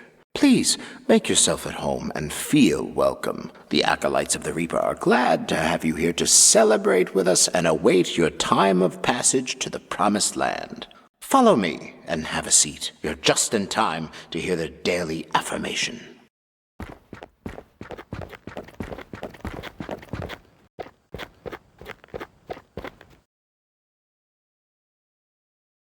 Brothers and sisters, as another sun sets, we seek comfort in the knowledge that we are all one day closer to the Promised Land.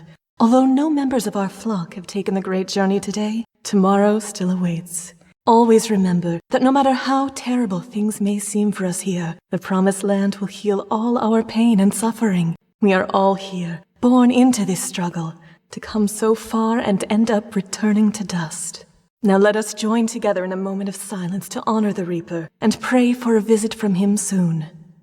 So in 2013, in addition to visiting you, a very important album came out, which was an album called The Raven That Refused to Sing and Other Stories by Steven Wilson. And you told me to listen to it because our mutual friend Agustin Cordes of Senscape had recommended it.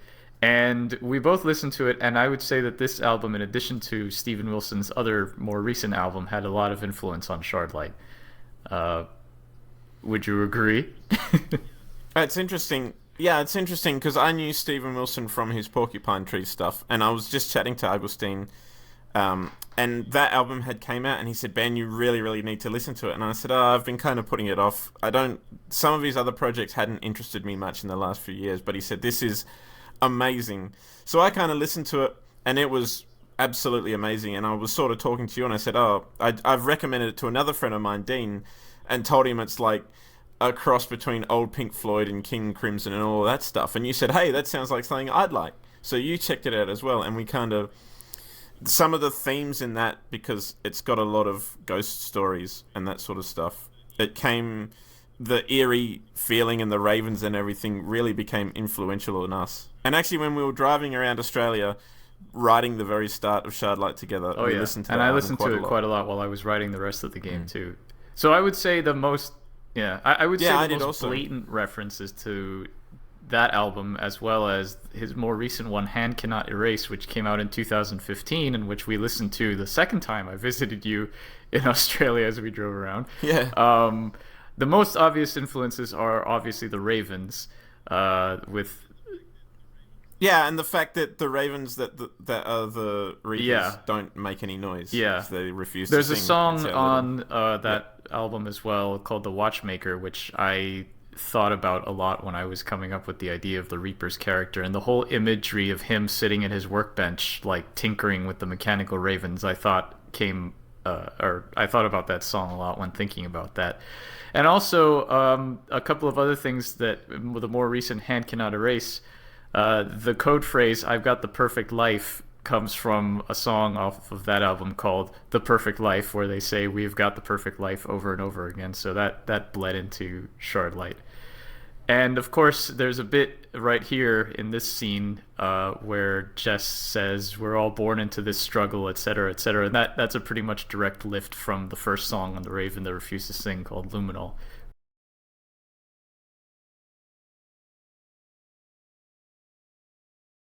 Let the music and celebration begin. May death come swiftly for us all.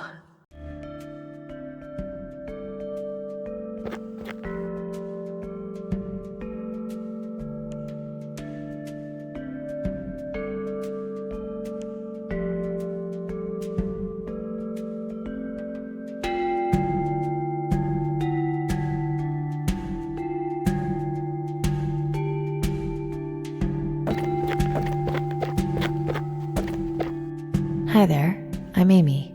Reaper bless our meeting. I'm Norman. Pleasure. So, what made you decide to follow the Reaper? Well, as you probably noticed, I'm no spring chicken. I lost my wife on Blast Day. My children both died of green lung this year. I'm so sorry to hear that. Why would you say that? There was much suffering in their lives. Yes, I was sad that they left this world so early, but the Reaper tells us true. There is a better world beyond this one. To grieve for them when they are in the promised land, it makes no sense. I'll see you later, Norman. May death come for you swiftly, Amy.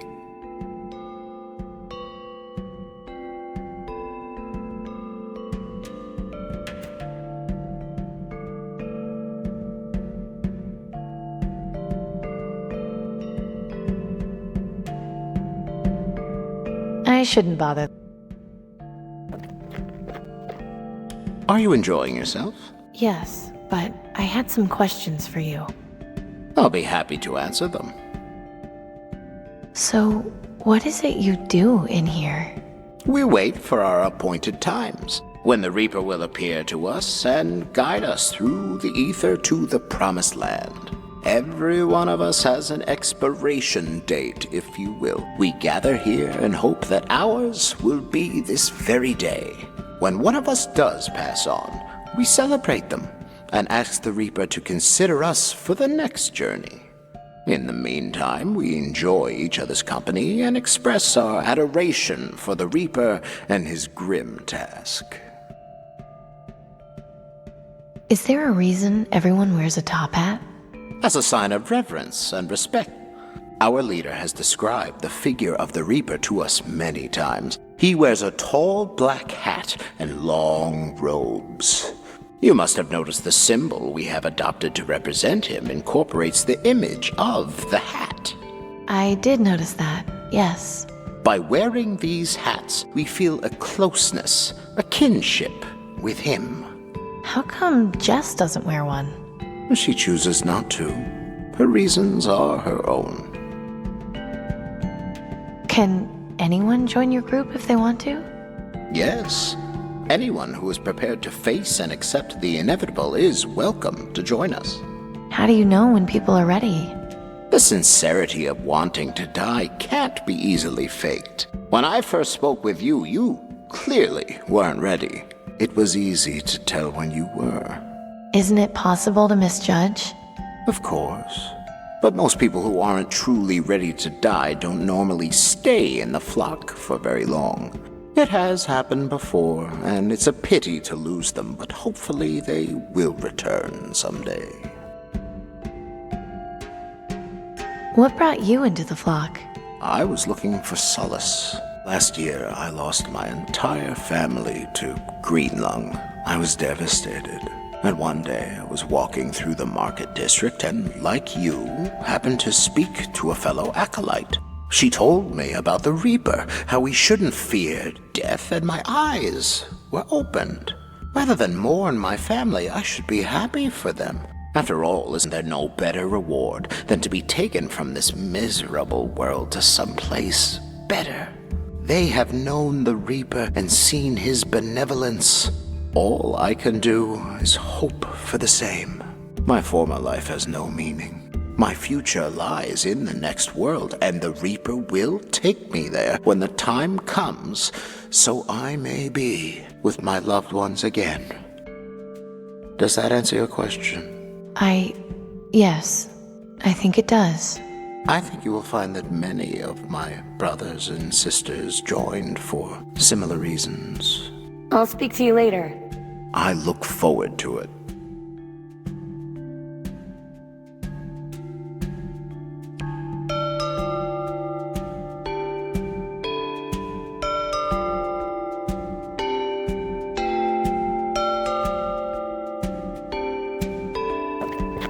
Excuse me? Yes?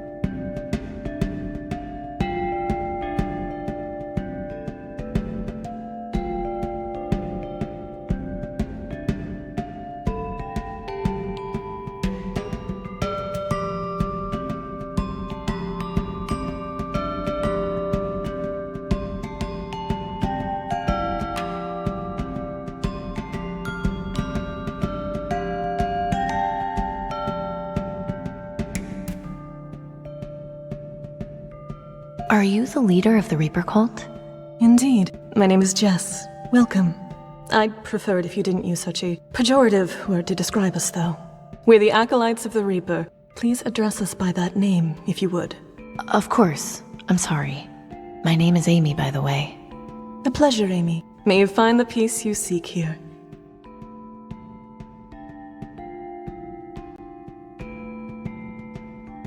Can you tell me about the Reaper? Of course. Was there anything in particular you wanted to know?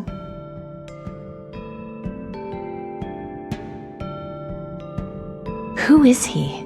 He is our savior, the shepherd, the psychopomp. He is the one who would lead us to the promised land, the life beyond.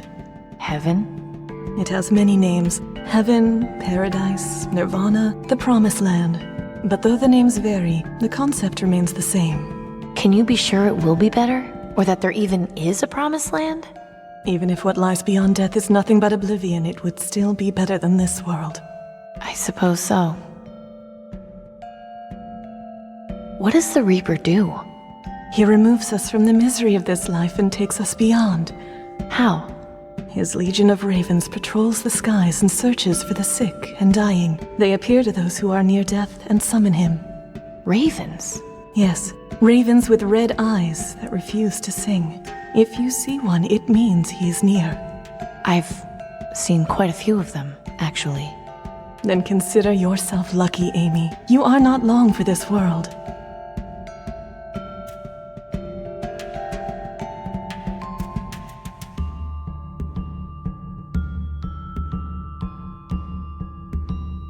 What's your reason for worshipping him? I was once a non-believer, but I had an experience many years ago that changed everything. What happened? I saw him, and I lived. At first I didn't know why, but in time I came to understand. I was chosen. It became my duty to spread his word. Death is coming for us all. We must embrace it rather than fear it. Does that mean you're a suicide cult? I asked you not to use that word. Right, sorry. And no, we are not. To die by our own hands would disrupt the Reaper's pattern. We all have our allotted times, and expediting those would anger him. So we wait and comfort each other in our last days. Do Do you know where I can find the Reaper? Your time will come. Just be patient. No, you don't understand. I've already seen him. I need to find him again. You've seen him? Yes, a few weeks ago. Did he speak to you? He did. He said he was going to ease my pain. And yet, here you are. When I saw him, I was fighting for my life. It took me 3 weeks just to stand again. I didn't want to die. Now, I don't know. I just want to see my friends and family again. I'm sorry you've been through so much. You need to find out why you were robbed of your passage to the Promised Land. You need to have the vision. The what? It's a ritual we have for those who seek communion with the Reaper. It will allow you to speak to him and ask whatever questions you want. Go through that door there. It will lead you to a courtyard. Sit on the bench. Underneath it, you will find a decanter. Drink from it. You will soon go into a deep trance. If you are lucky, he will come to you. That's all I wanted to know about the Reaper for now. Very well.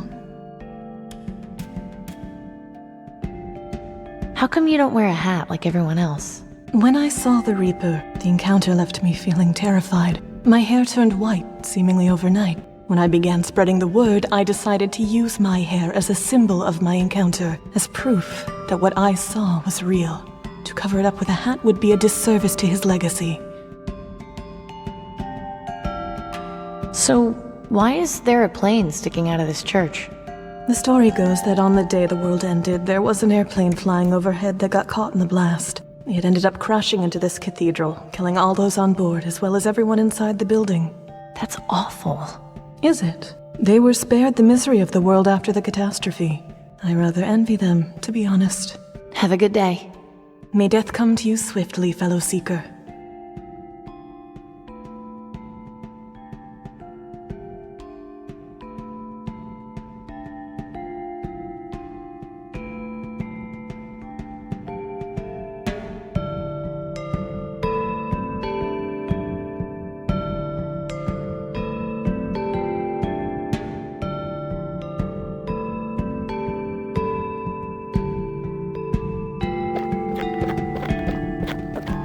Hi there, I'm Amy. I'm new here. I thought so. Welcome into the Reaper's embrace, Amy. I'm Ellie. What brought you to join the Acolytes? When my family found out I had green lung, they kicked me out. I wasn't angry at them, but I felt so alone. I hated the idea of dying with so many things left unfinished. But then Jess found me and took me in. She told me the word of the Reaper. I was so happy to learn that I could find a better life after death, that this was only one step in a larger plan. It's so much better to die happy and among friends than alone with no guidance. Have you seen your family again? My mother saw me preaching in the market once and ran away. They don't understand, but it's their choice not to. I have all the family I need here. Have you had a chance to speak with the Reaper? I haven't had the vision yet, no. My time will come. I'm going to go now. We'll talk later. Have a blessed day. May death come for you swiftly.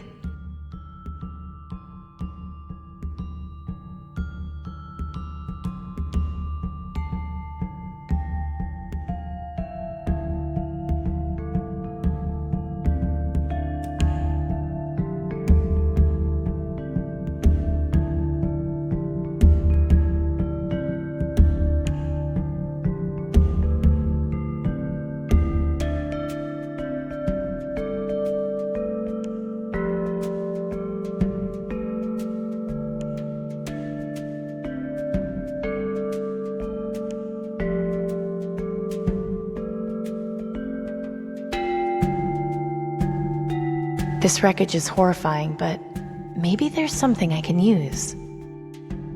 There's a loose piece of shrapnel here with a sharp edge. You can never have too many weapons.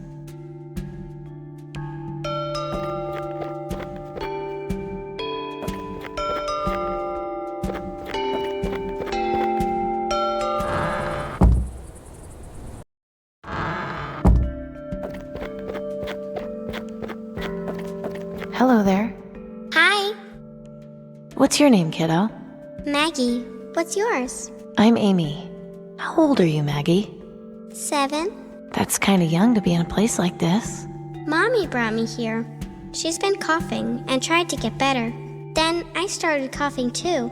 She says that if I pray to the Reaper, I won't hurt anymore. When did you start living here with the other the other worshippers? About 2 weeks ago, after Daddy died.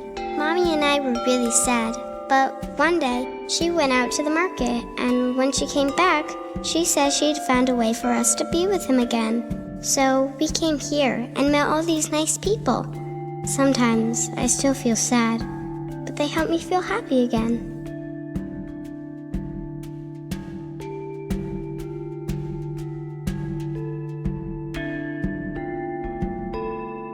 Has the Reaper ever sent you a vision? No, Jess told my mommy I was too young for that. But the other night, I had a dream where I talked to the Reaper.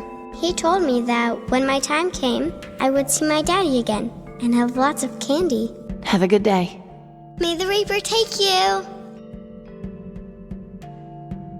The Reaper cult, that was a fun idea to play with. They were pretty much heavily influenced, I would say, by the Dustmen from Planescape Torment. That's what they were called, right? Yes, it was the Dustmen. Yeah. So I thought it would be really cool to put this this whole cult that worships the Reaper in this world, and also the fun of playing with the idea that what happens if this cult is presented with the actual thing that they believe in, and it's revealed to them by that thing that it is not actually the thing, right? They have their whole world sort of brought down. And that was cool, but for a while too, it was kind of hard before we realized like what purpose they were going to have in the general story. They were on the chopping block for a while, but thankfully they made it in.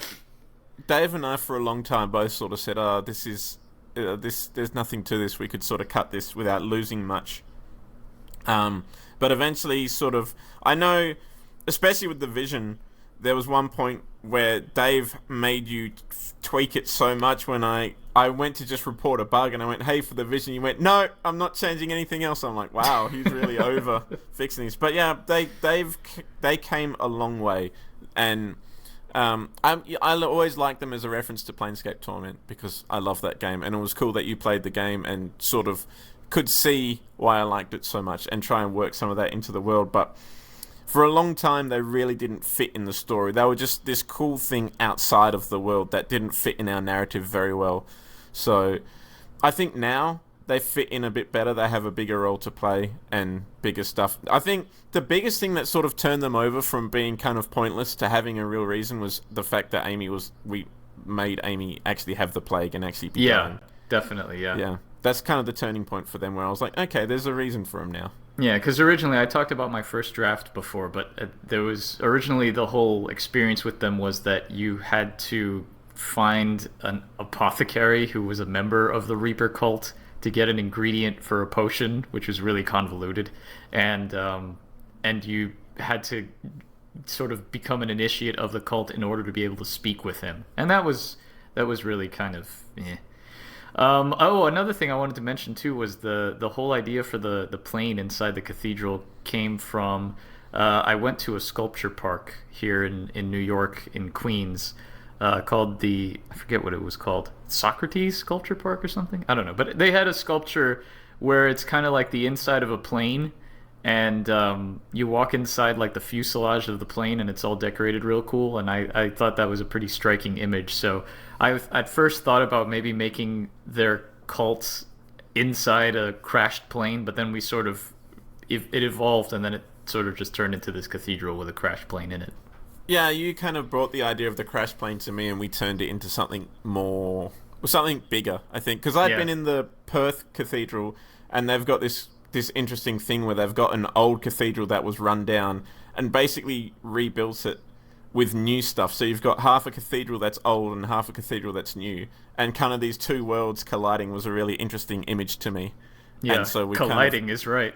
Yeah, so we kind of we kind of really did that something else with this old cathedral with this new plane smashed into it, which was kind of fun.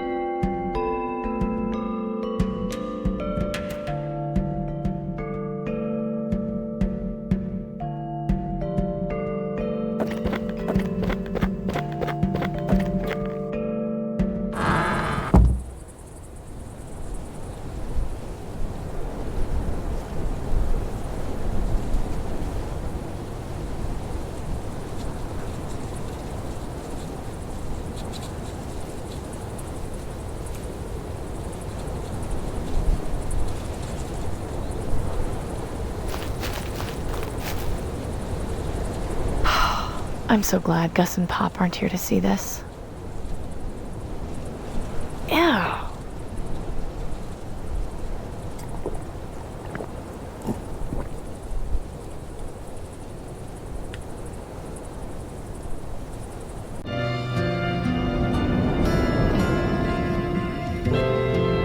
Oh, my head is swimming. What was in that decanter? Amy. That sounded like Clem? You've sure had a hell of a time, huh, Amy? How are you holding up? You know what you have to do now, right? I don't know. I'm just ready to give up. Don't do that just yet. I can help you. Follow me.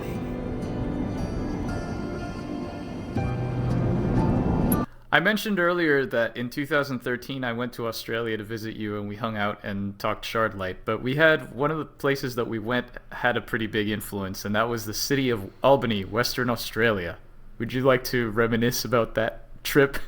Yeah, Albany's an interesting town. I remember going there as a kid and fishing and staying with friends and everything like that, but I hadn't been for a long time, and I'd forgotten, like, I had childhood memories of Albany, but I had no idea what it was like. So going back there was almost a really strange experience. And Albany's interesting because it was an old whaling town, so there's old boats and there's a lot of ravens and there's old architecture and stuff like that. It's weird because we talked about Dishonored before, and Albany's probably the closest place I've seen in Australia to a setting like that, like a whaling town and everything. Yeah, and we had a lot of fun making the comparisons to Dishonored while we were there. Yeah, and just the fact that there were a lot of ravens around, and there's one night, I forget what we were doing, but I think we'd been out to dinner and we were talking about the game, and we went out to sit in a park at night, like in the middle of the night, and talk about what we wanted to do with the game. And there was this creepy park outside and right the hotel opposite we were staying at. our hotel, right across the street, our hotel, and down the hill there was this great circular park that was just like it was a memorial rose garden for nurses. Yeah. Okay, yeah. So it had this fountain right in the center, and it was this sort of round, sort of cross-divided set of planters with roses in it. And we went there at night, and it was really creepy. And yeah, you had taken a decanter from our room. I filled it up with Coca-Cola and took the decanter down to sit on this bench and talk. And that kind of made its way into the game as the decanter under the bench, which is I didn't have any weird visions. I would hope not. Well, who knows when the last time that decanter had been washed was, so... I washed it before I filled it with my beverage. Oh, good. I'm not a barbarian.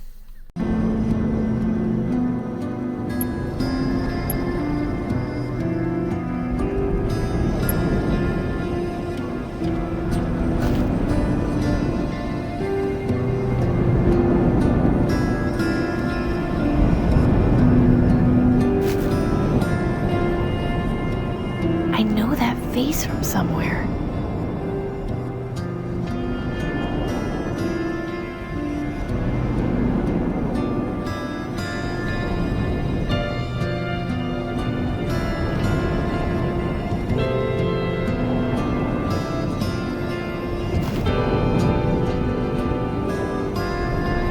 It's just hanging there.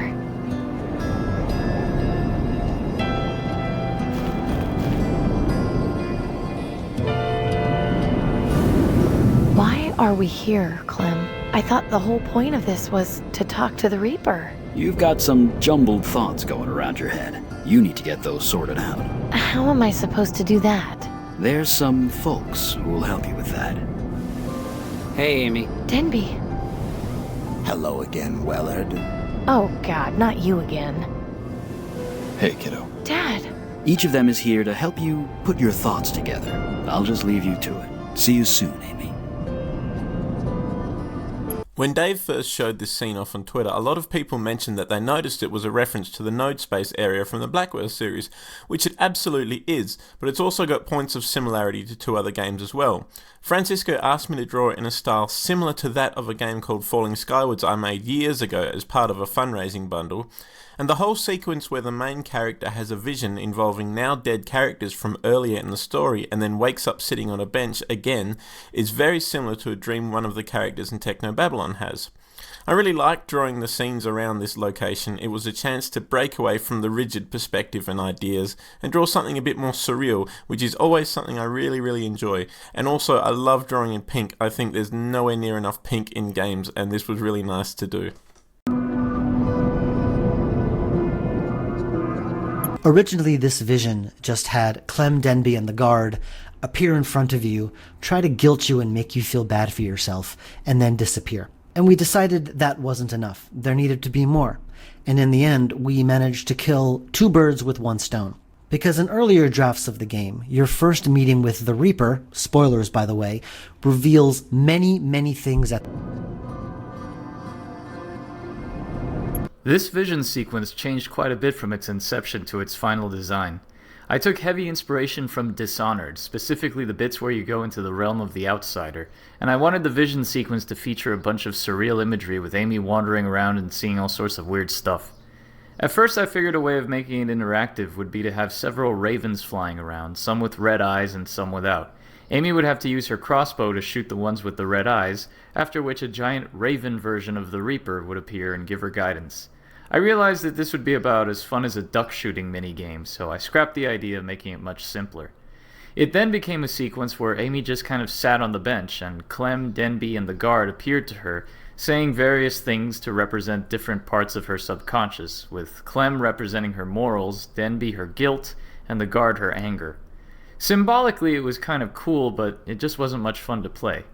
After several revisions, Dave suggested making the sequence interactive, and so we switched things around and made Clem her guide. This meant that we needed a third character, but at this point the connection with Amy's dad had been written in, so I figured it was a perfect time to actually see him in game. After coming up with the interactive sequences for each character, the vision finally took shape. Interestingly enough, it wound up being pretty much exactly what I envisioned when I originally planned it. I thought I killed you. Indeed, and I almost killed you. Luckily for me, that moment lives on in your memory. Let's go revisit it, shall we?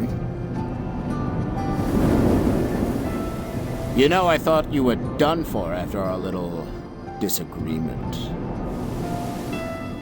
And then when the Reaper swooped in, pure poetry. What was it he said to you, anyway? I'm dying to know. He said he could ease my pain. Oh, is that all?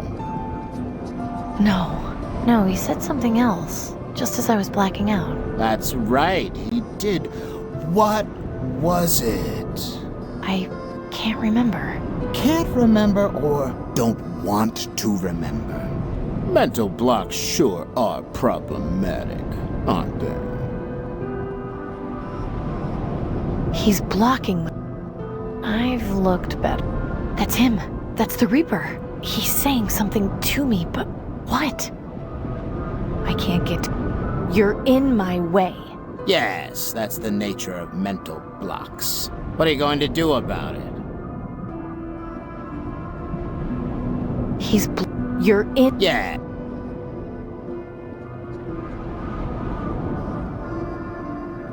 It's probably sharp. I'll keep... A blade. Looks like the one...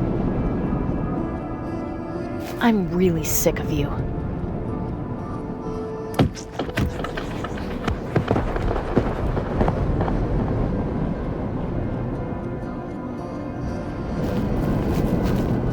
Relax. I've come to ease your pain. I'm a doctor. Doctor? Very good, Amy. Now jump.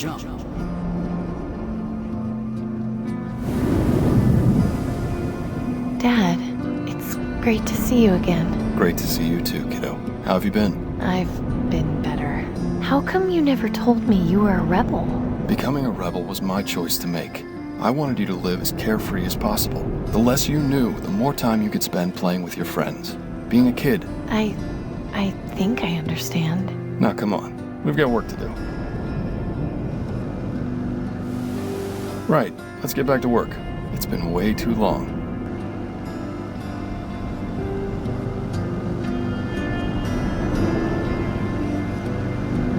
It's running normally. It's running. It looks like the one in the market district. Hey, the old girl's looking almost finished. You've done a great job restoring her, kiddo. Thanks. It hasn't been easy. We sure had some great times working on her, didn't we? No speed limit? That sounds amazing. It looks like the one in... I don't need to... It's so close to being done, and yet so far. Okay, let's get to work. Ah, crap, I completely forgot. Gordon brought that fan in before. Said it was giving him trouble. I'll take care of it. Shouldn't be more than a couple minutes. That's my girl.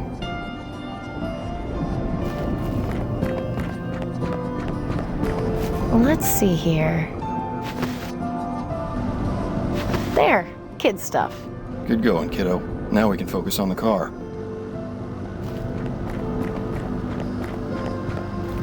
Right. Now we can get started. Well, wouldn't you just know it? If it's not one thing, it's another. Nelson's pump was always giving me problems. I'll take care of it.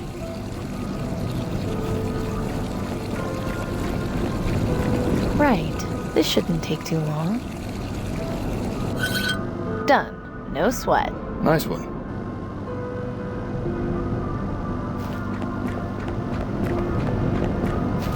Finally, we can get started. Have you been able to find the missing parts? Daddy, I'm so sorry. I wanted to finish fixing it. I wanted to have something to remember you by. But I've been so busy running the shop, and then I got sick, and I don't think I'm going to live long enough to be able to do it. Hey, now, none of that. It's all right. You've been dealt a horrible hand. Worse than most. And you've been so strong through it all. An old car isn't worth your life, kiddo. I just feel like I'm failing you. I'm so sorry. Failing me? Amelia Grace Wellard, you stop that nonsense right now.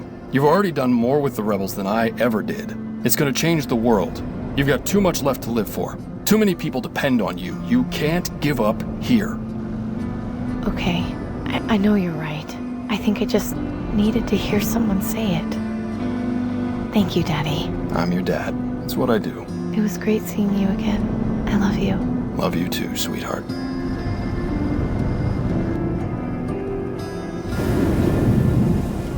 Denby, I'm so sorry. I wish I got to you in time. You didn't deserve this. Hey, don't apologize. It's not your fault. There's something I need to show you. Come with me. What's going on? You know how you've been seeing all those ravens? Yes, something has been bothering me about them. So think about it. What exactly is it about them that's bothering you? Is that the remote control plane you had when you were a kid? You used to love that. Yeah, I let my siblings have it after I left, but it feels nice to play with it again.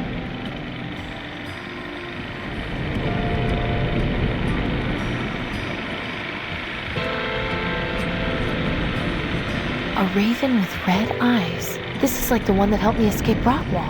Hang on, I didn't realize just how crazy that sounds. How could a bird help someone escape from jail? I don't know. Seems kind of weird to me, too. It's just a regular raven, like the ones I saw at Fripp Square and Pop's Farm.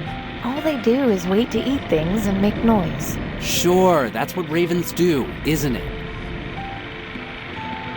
It doesn't make sense. The ravens I've been seeing with the red eyes, I've never seen another living thing with eyes that glow like that. What sort of things have you seen that do? Shards, electric lights, artificial things. That's right. So that means these ravens aren't real? Makes sense to me. But they fly, and they clearly understand commands. Whoops. Of course. They're mechanical. But if that's the case, who's controlling them? Excellent question. You'll find an answer, I'm sure. You should head back. Don't forget what we talked about. I won't. Goodbye, Denby. I miss you. Miss you too, Amy. Take care of yourself.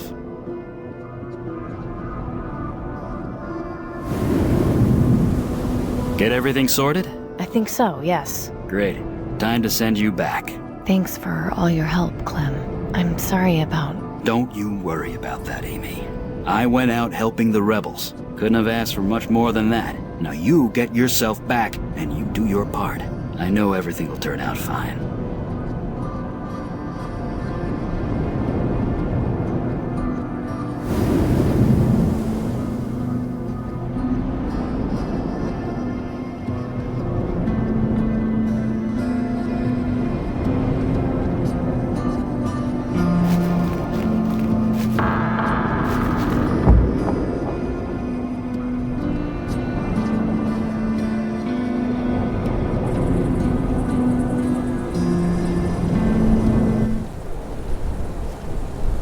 That was intense, but I only have more questions. I've got to find the Reaper.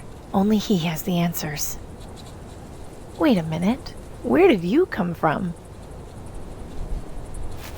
Okay, you've obviously brought me something. Let's have it.